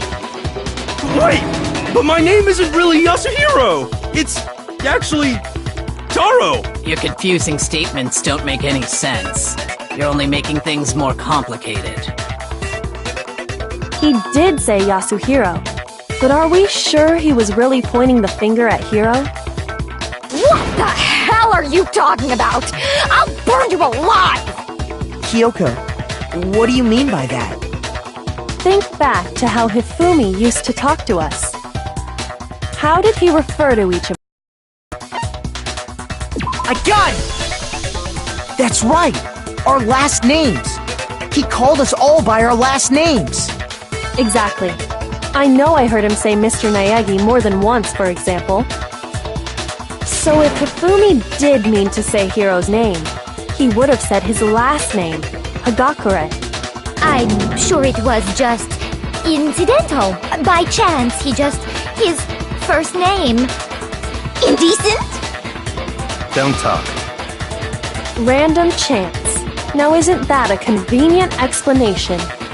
No, there's no reason to think he would have said the name any different than normal. But he must have run out of energy before he could say any more. So Hifumi was trying to tell us the last name of whoever killed him? But the name he said doesn't apply to anyone here. Well, no. Hold on. There's one person it could apply to, and that's Celeste.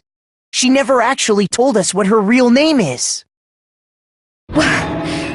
What did you just say? To think you'd take your false accusation so far, I don't know whether to laugh or spit! Come on! Enough with your idiotic blather! Yasuhiro is a loser's name! Do I look like a loser to you? Well, do I? What? I think I've earned the right to be a little on edge. Okay, then fill us in. What's your real name? Fine! Make sure your ear holes are wide open and listen up! My real name is Celestia Ludenberg. Could you please stop making me repeat myself over and over again?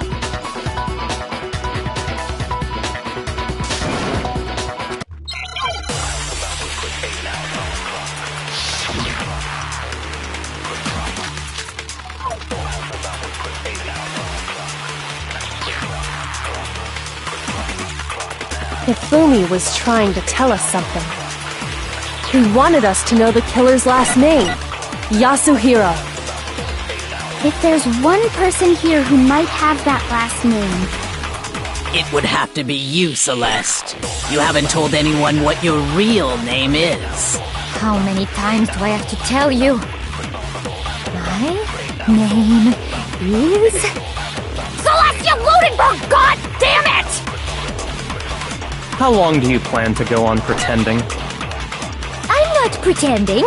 It's the truth. And since you have no way to contradict me, that's the only truth there is! Moron!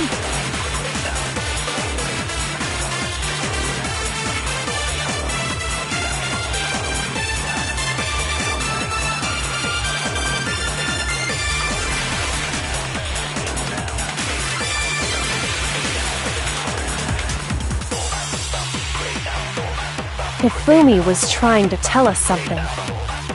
He wanted us to know the killer's last name, Yasuhiro. If there's one person here who might have that last name, It would have to be you, Celeste. You haven't told anyone what your real name is. How many times do I have to tell you? My name is... Celestia Ludenberg, god damn it! How long do you plan to go on pretending? I'm not pretending. It's the truth. And since you have no way to contradict me... No, that's wrong!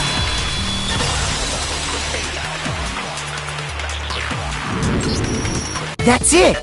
The handbook! What? Anytime you turn your handbook on, it shows the owner's name when it boots up, right? Monokuma told us all about it before.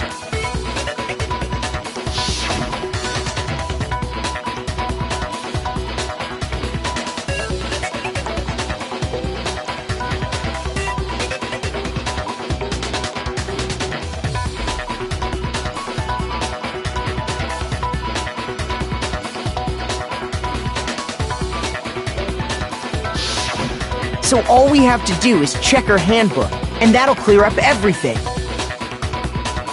That's how we can find out Celeste's real name. That's an invasion of privacy. I refuse to cooperate. Celeste, can you please just tell us what really happened? Please, just tell us. Even when I'm put in check, it's just my nature not to give up. Because until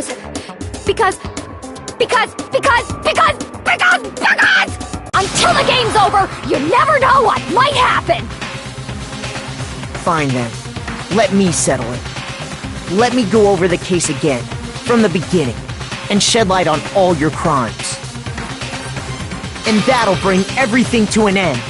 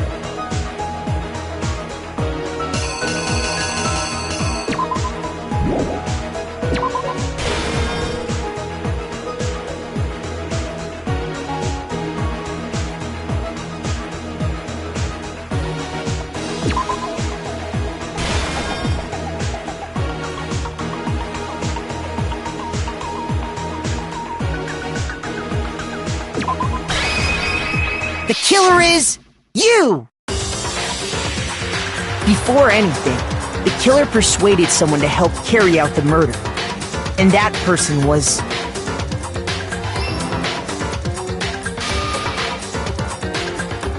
Hifumi. With an accomplice, the killer was able to execute a number of otherwise impossible schemes.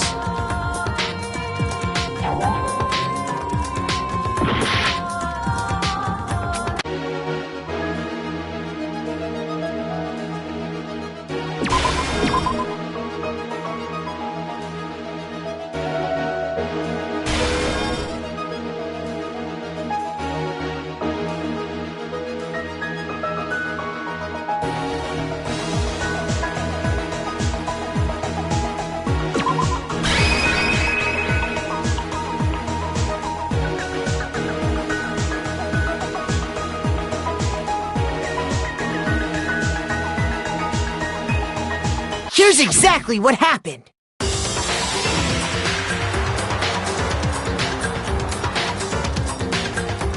First, they convinced someone to meet them in the rec room last night at 1 in the morning.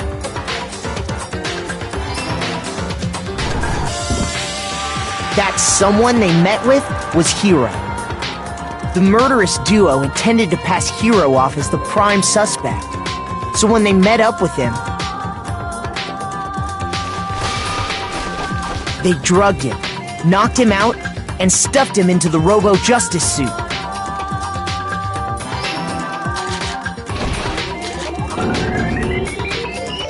Next, Hifumi positioned himself to make it look like Robo-Justice was attacking him, while the killer used a digital camera to take pictures of the assault.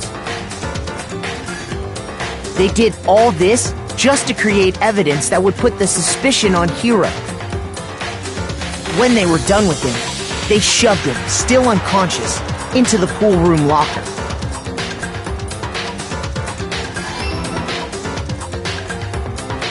And then finally, at 6 a.m., they moved into the murder phase of their plan. They called Taka to the equipment room.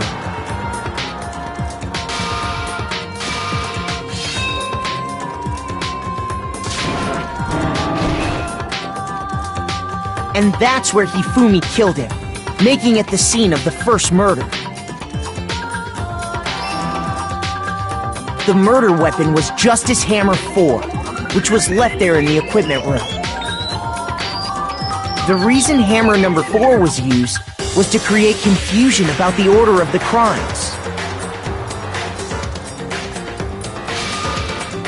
So, next they falsified 2 more assault incidents. For these attacks, the killers pretended to be the victims, to solidify Robo-Justice as the suspect.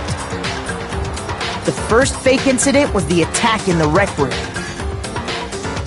There, the killers wanted us to see Justice Hammer 1 and the Robo-Justice pictures they'd taken. They wanted to make sure we bought the surprise attack story. The second fake incident was the attack in the library. This time, they planted Justice Hammer 2 and an injured Hifumi to sell us that story. With these 2 incidents, the killers were able to create a certain preconception in our minds that the suspect was increasing the size of the hammers and attacking people in order as they did. We fell right into their trap and started looking for the suspect based on that, but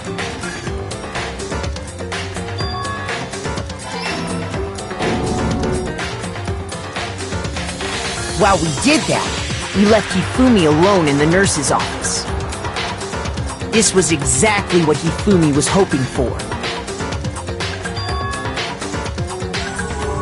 He took a blood packet from the refrigerator and Justice Hammer 3 and turned the room into a crime scene in which he himself had apparently been brutally murdered.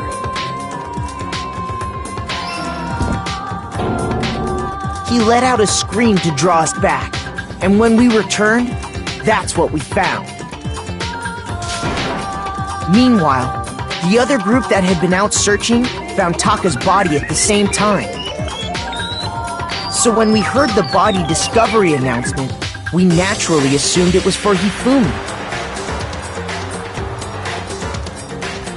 We left the nurse's office, and Hifumi once again took advantage of the situation. He simply got up and made his escape. When we learned his body had disappeared, we all rushed back to the nurse's office. And once again, Hifumi had the chance he was waiting for. This time, he snuck into the equipment room.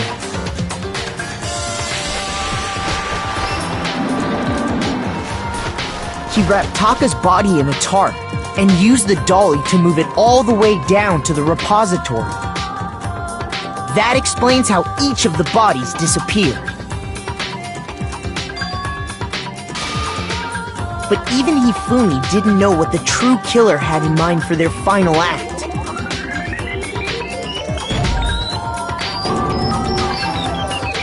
Their plan all along was to kill Hifumi and get rid of the one person who could betray them. And they did it using an ordinary, everyday hammer from the repository. That should cover everything that happened in this case. And the villain behind it all is...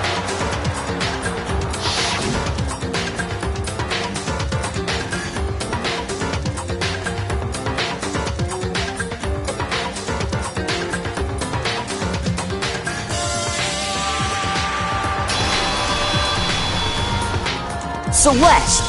Sorry, you lose. I lost? When was the last time I was forced to utter such words? They hang heavy around my neck. Then you admit it? You're the killer? Listen to you, trying to take charge, as if you're my private instructor. I, Celestia Ludenberg. Actually, no, Taiko Yasuhiro is fine. Taiko? So, you finally accepted it. I'm the kind of person, once I've lost, I don't like things to drag on. Interesting.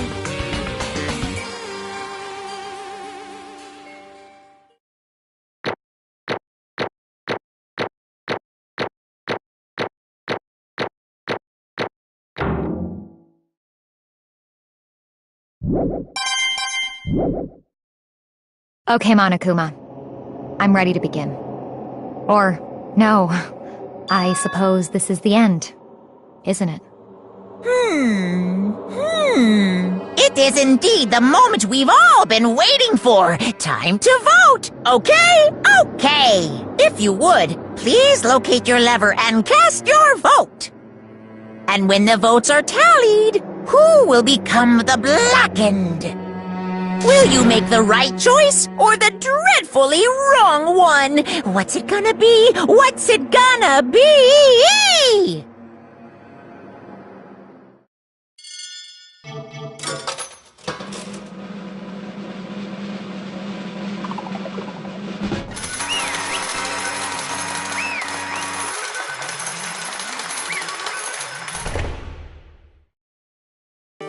What?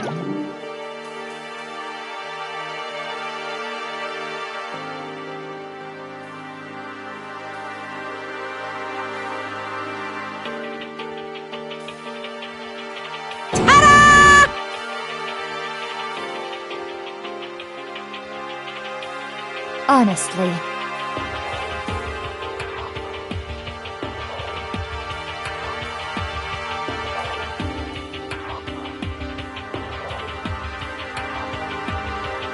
I knew it.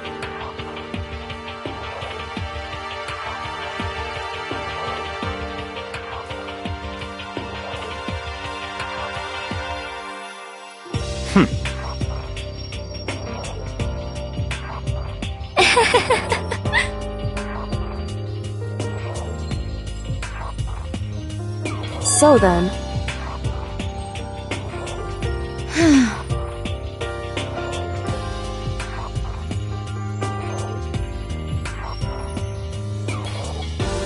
Indeed.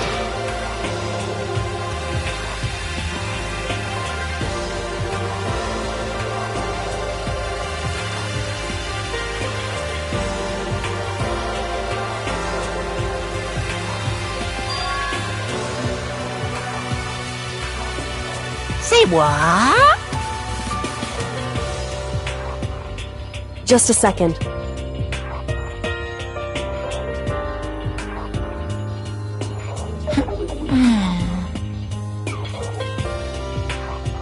In other words... Indeed. I see.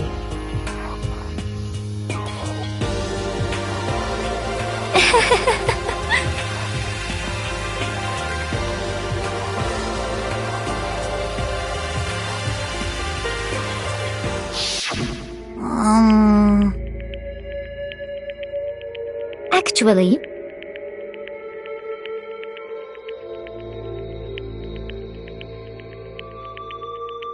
What? are you okay with this? Yeah! So then...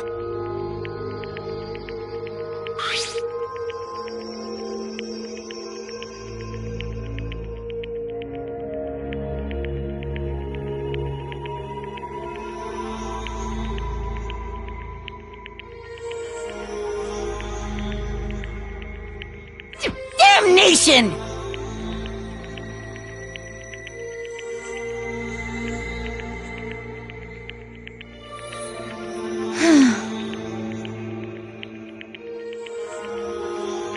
Say what?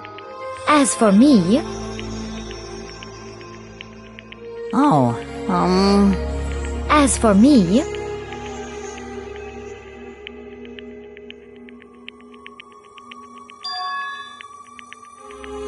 What?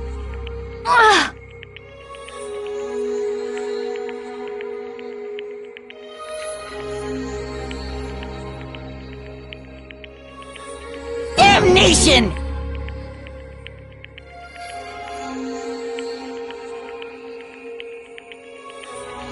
Say what?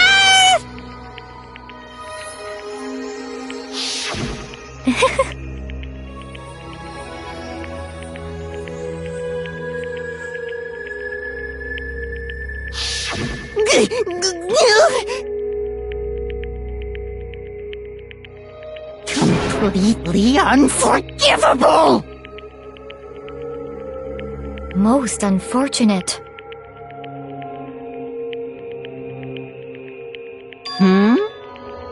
Actually,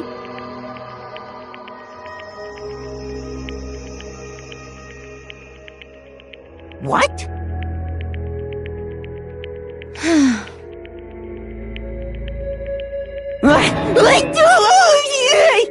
indeed.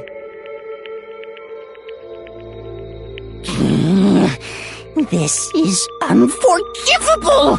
Completely unforgivable! Honestly.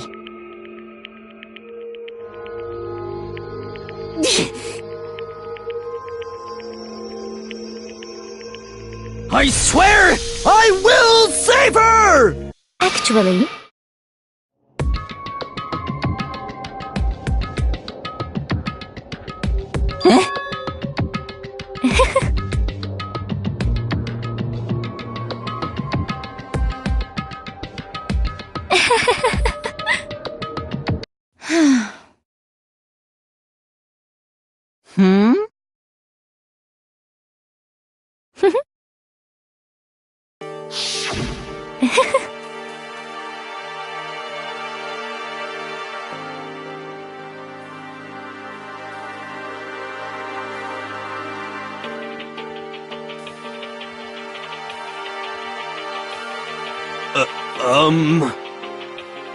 I see.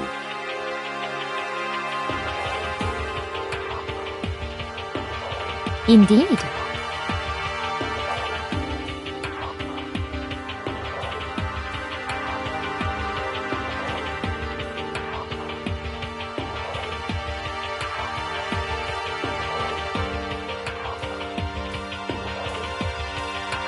But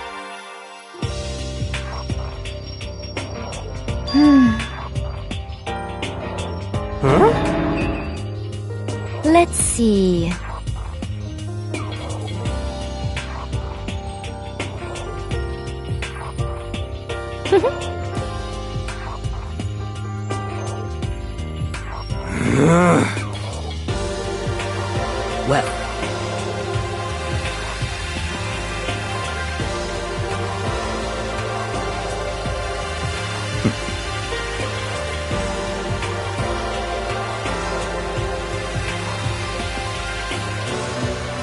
Are you okay with this?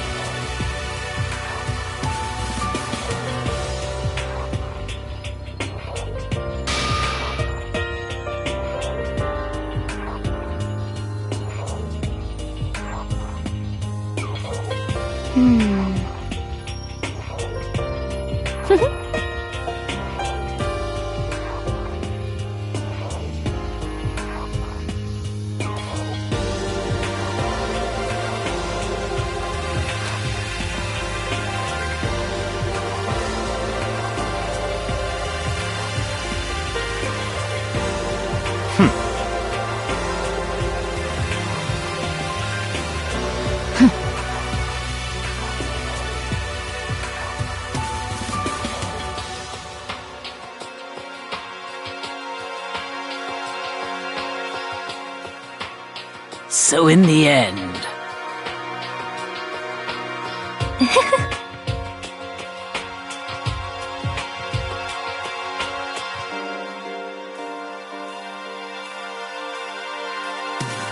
What the heck? Well,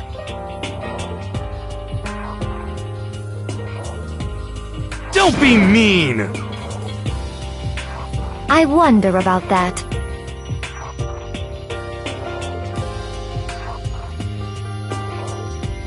Why? What the heck?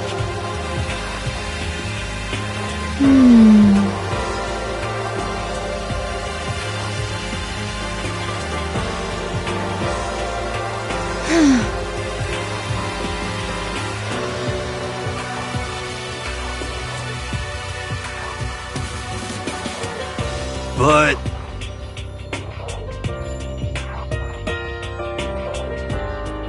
You little bitch! Hey!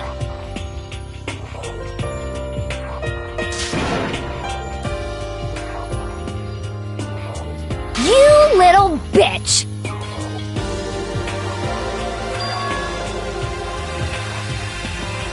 This is fine.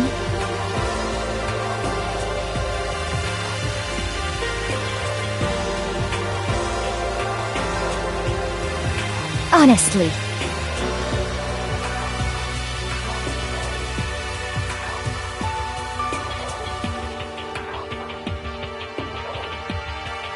As for me,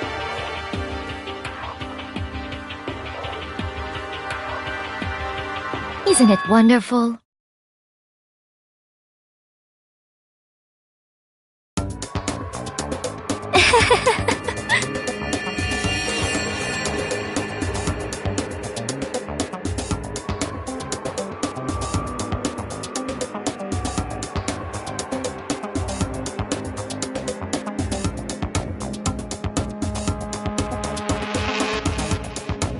This is fine.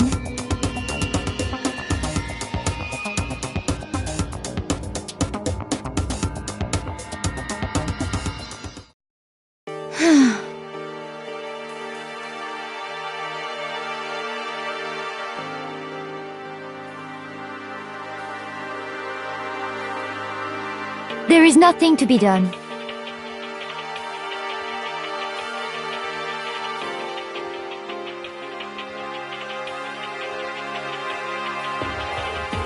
Just the worst.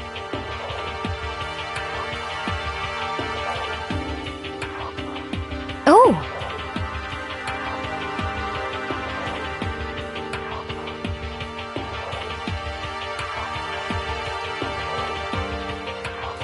Do you understand?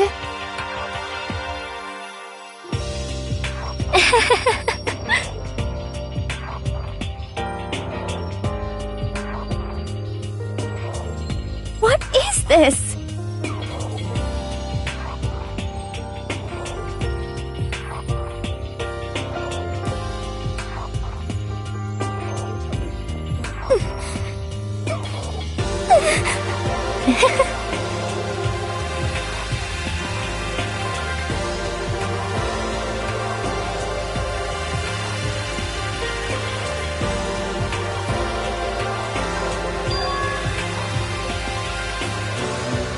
Yes, indeed.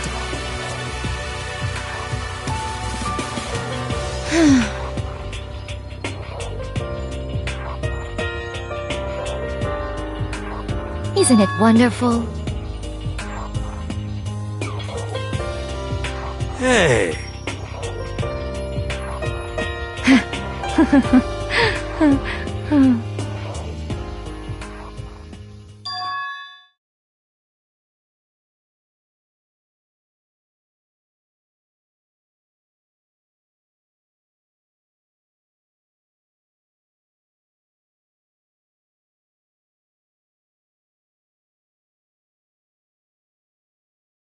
Thrills, chills, kills!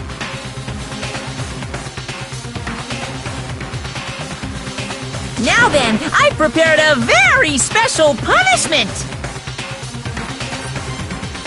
Let's give it everything we've got! It's punishment time! I guess I'll let Kyoko hold on to this. What? Will it really give you the hope you're looking for? I can't say I ever saw it that way. Which is why... Actually, it's not important. Well then, take care, everyone. Perhaps we'll meet again, in another life.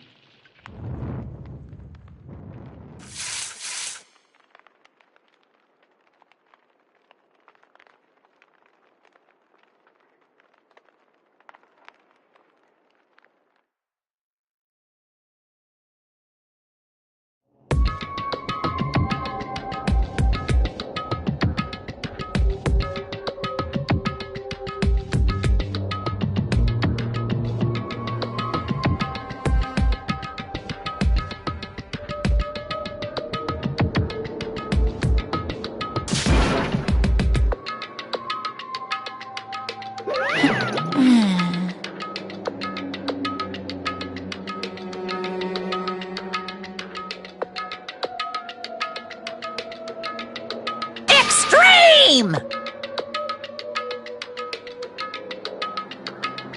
What are you gonna do?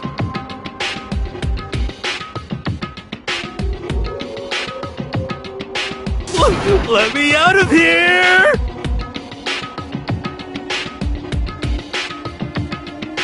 Too bad!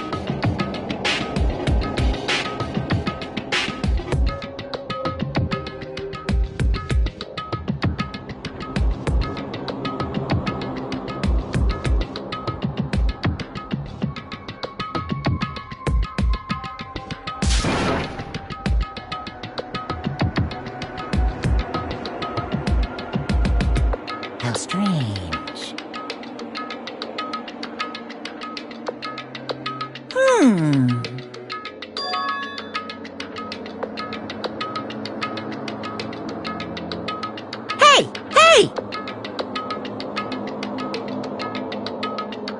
What? So then...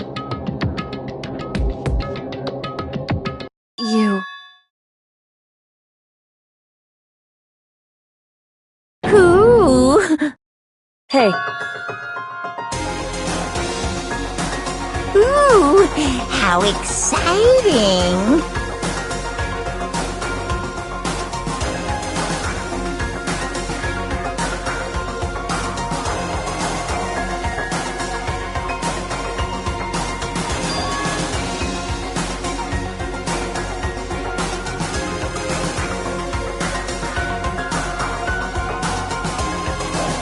Hello.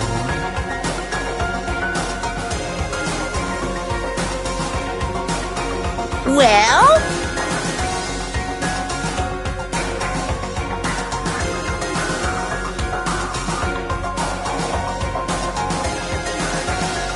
See ya later!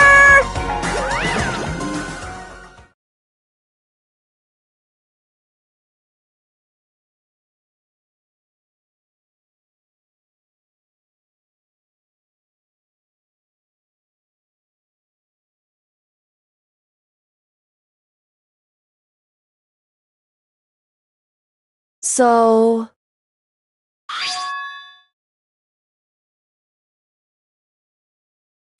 Huh?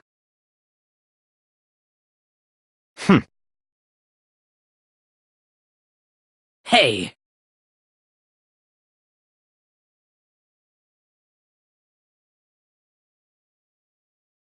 Indeed.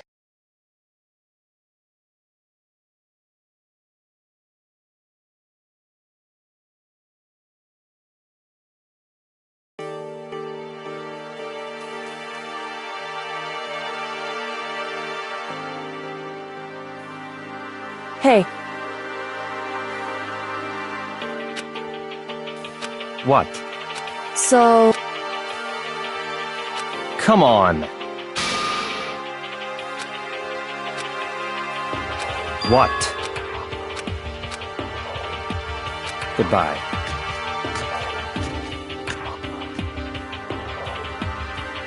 well then. Yo!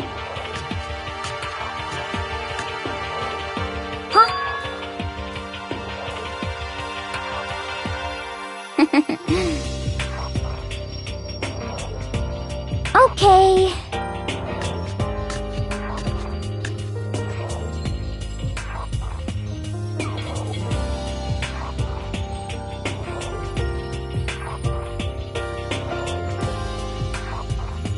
Shall we go? So then...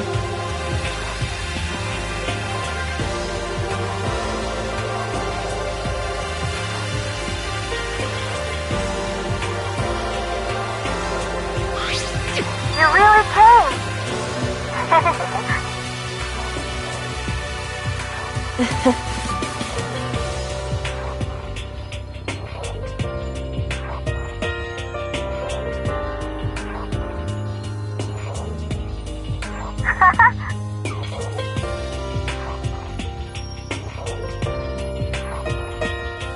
So,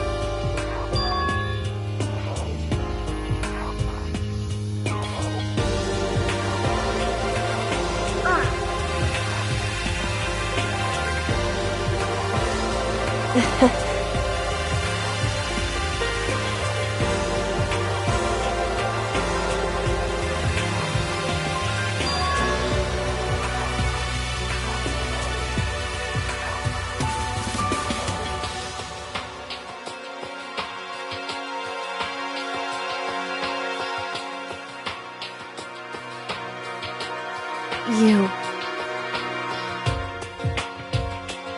However...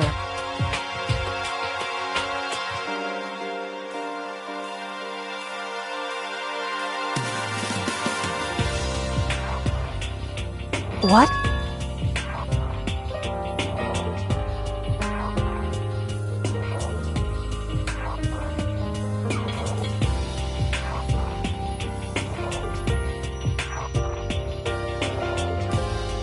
Indeed.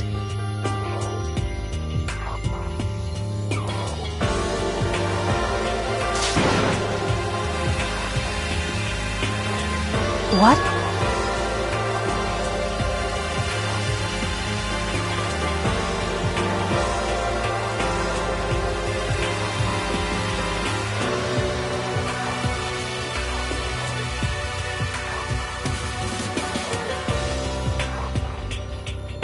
It's true.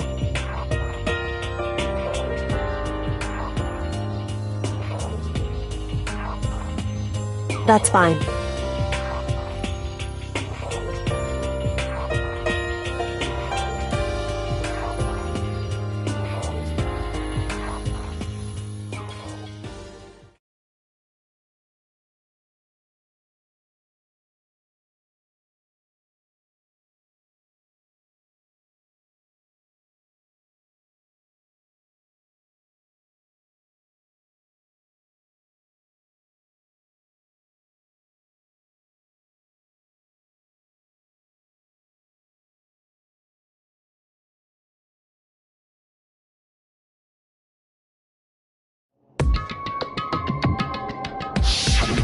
Correct.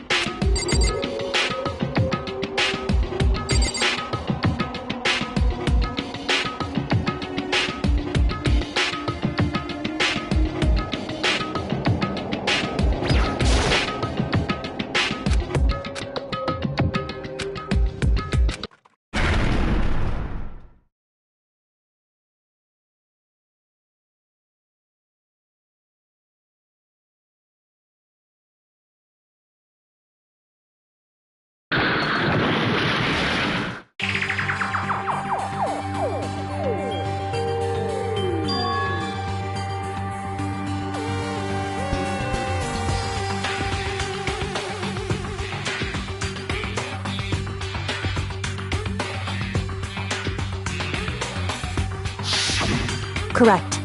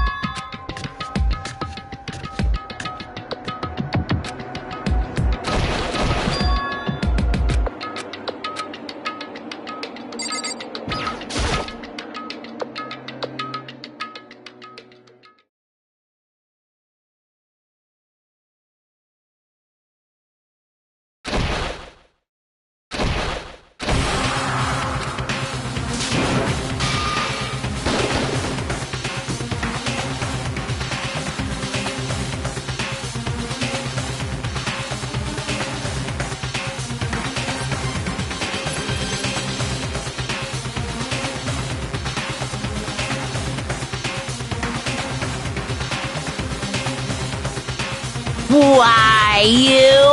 What do you think you're doing? I asked you a question. What's the meaning of this?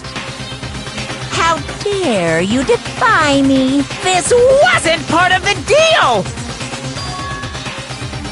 I've made a decision. I will no longer retreat, no longer compromise, no longer regret. I've made my decision. I'm going to resist you. Okay, but you do realize what will happen if you go through with this, right? You haven't forgotten, have you? What I'm holding hostage?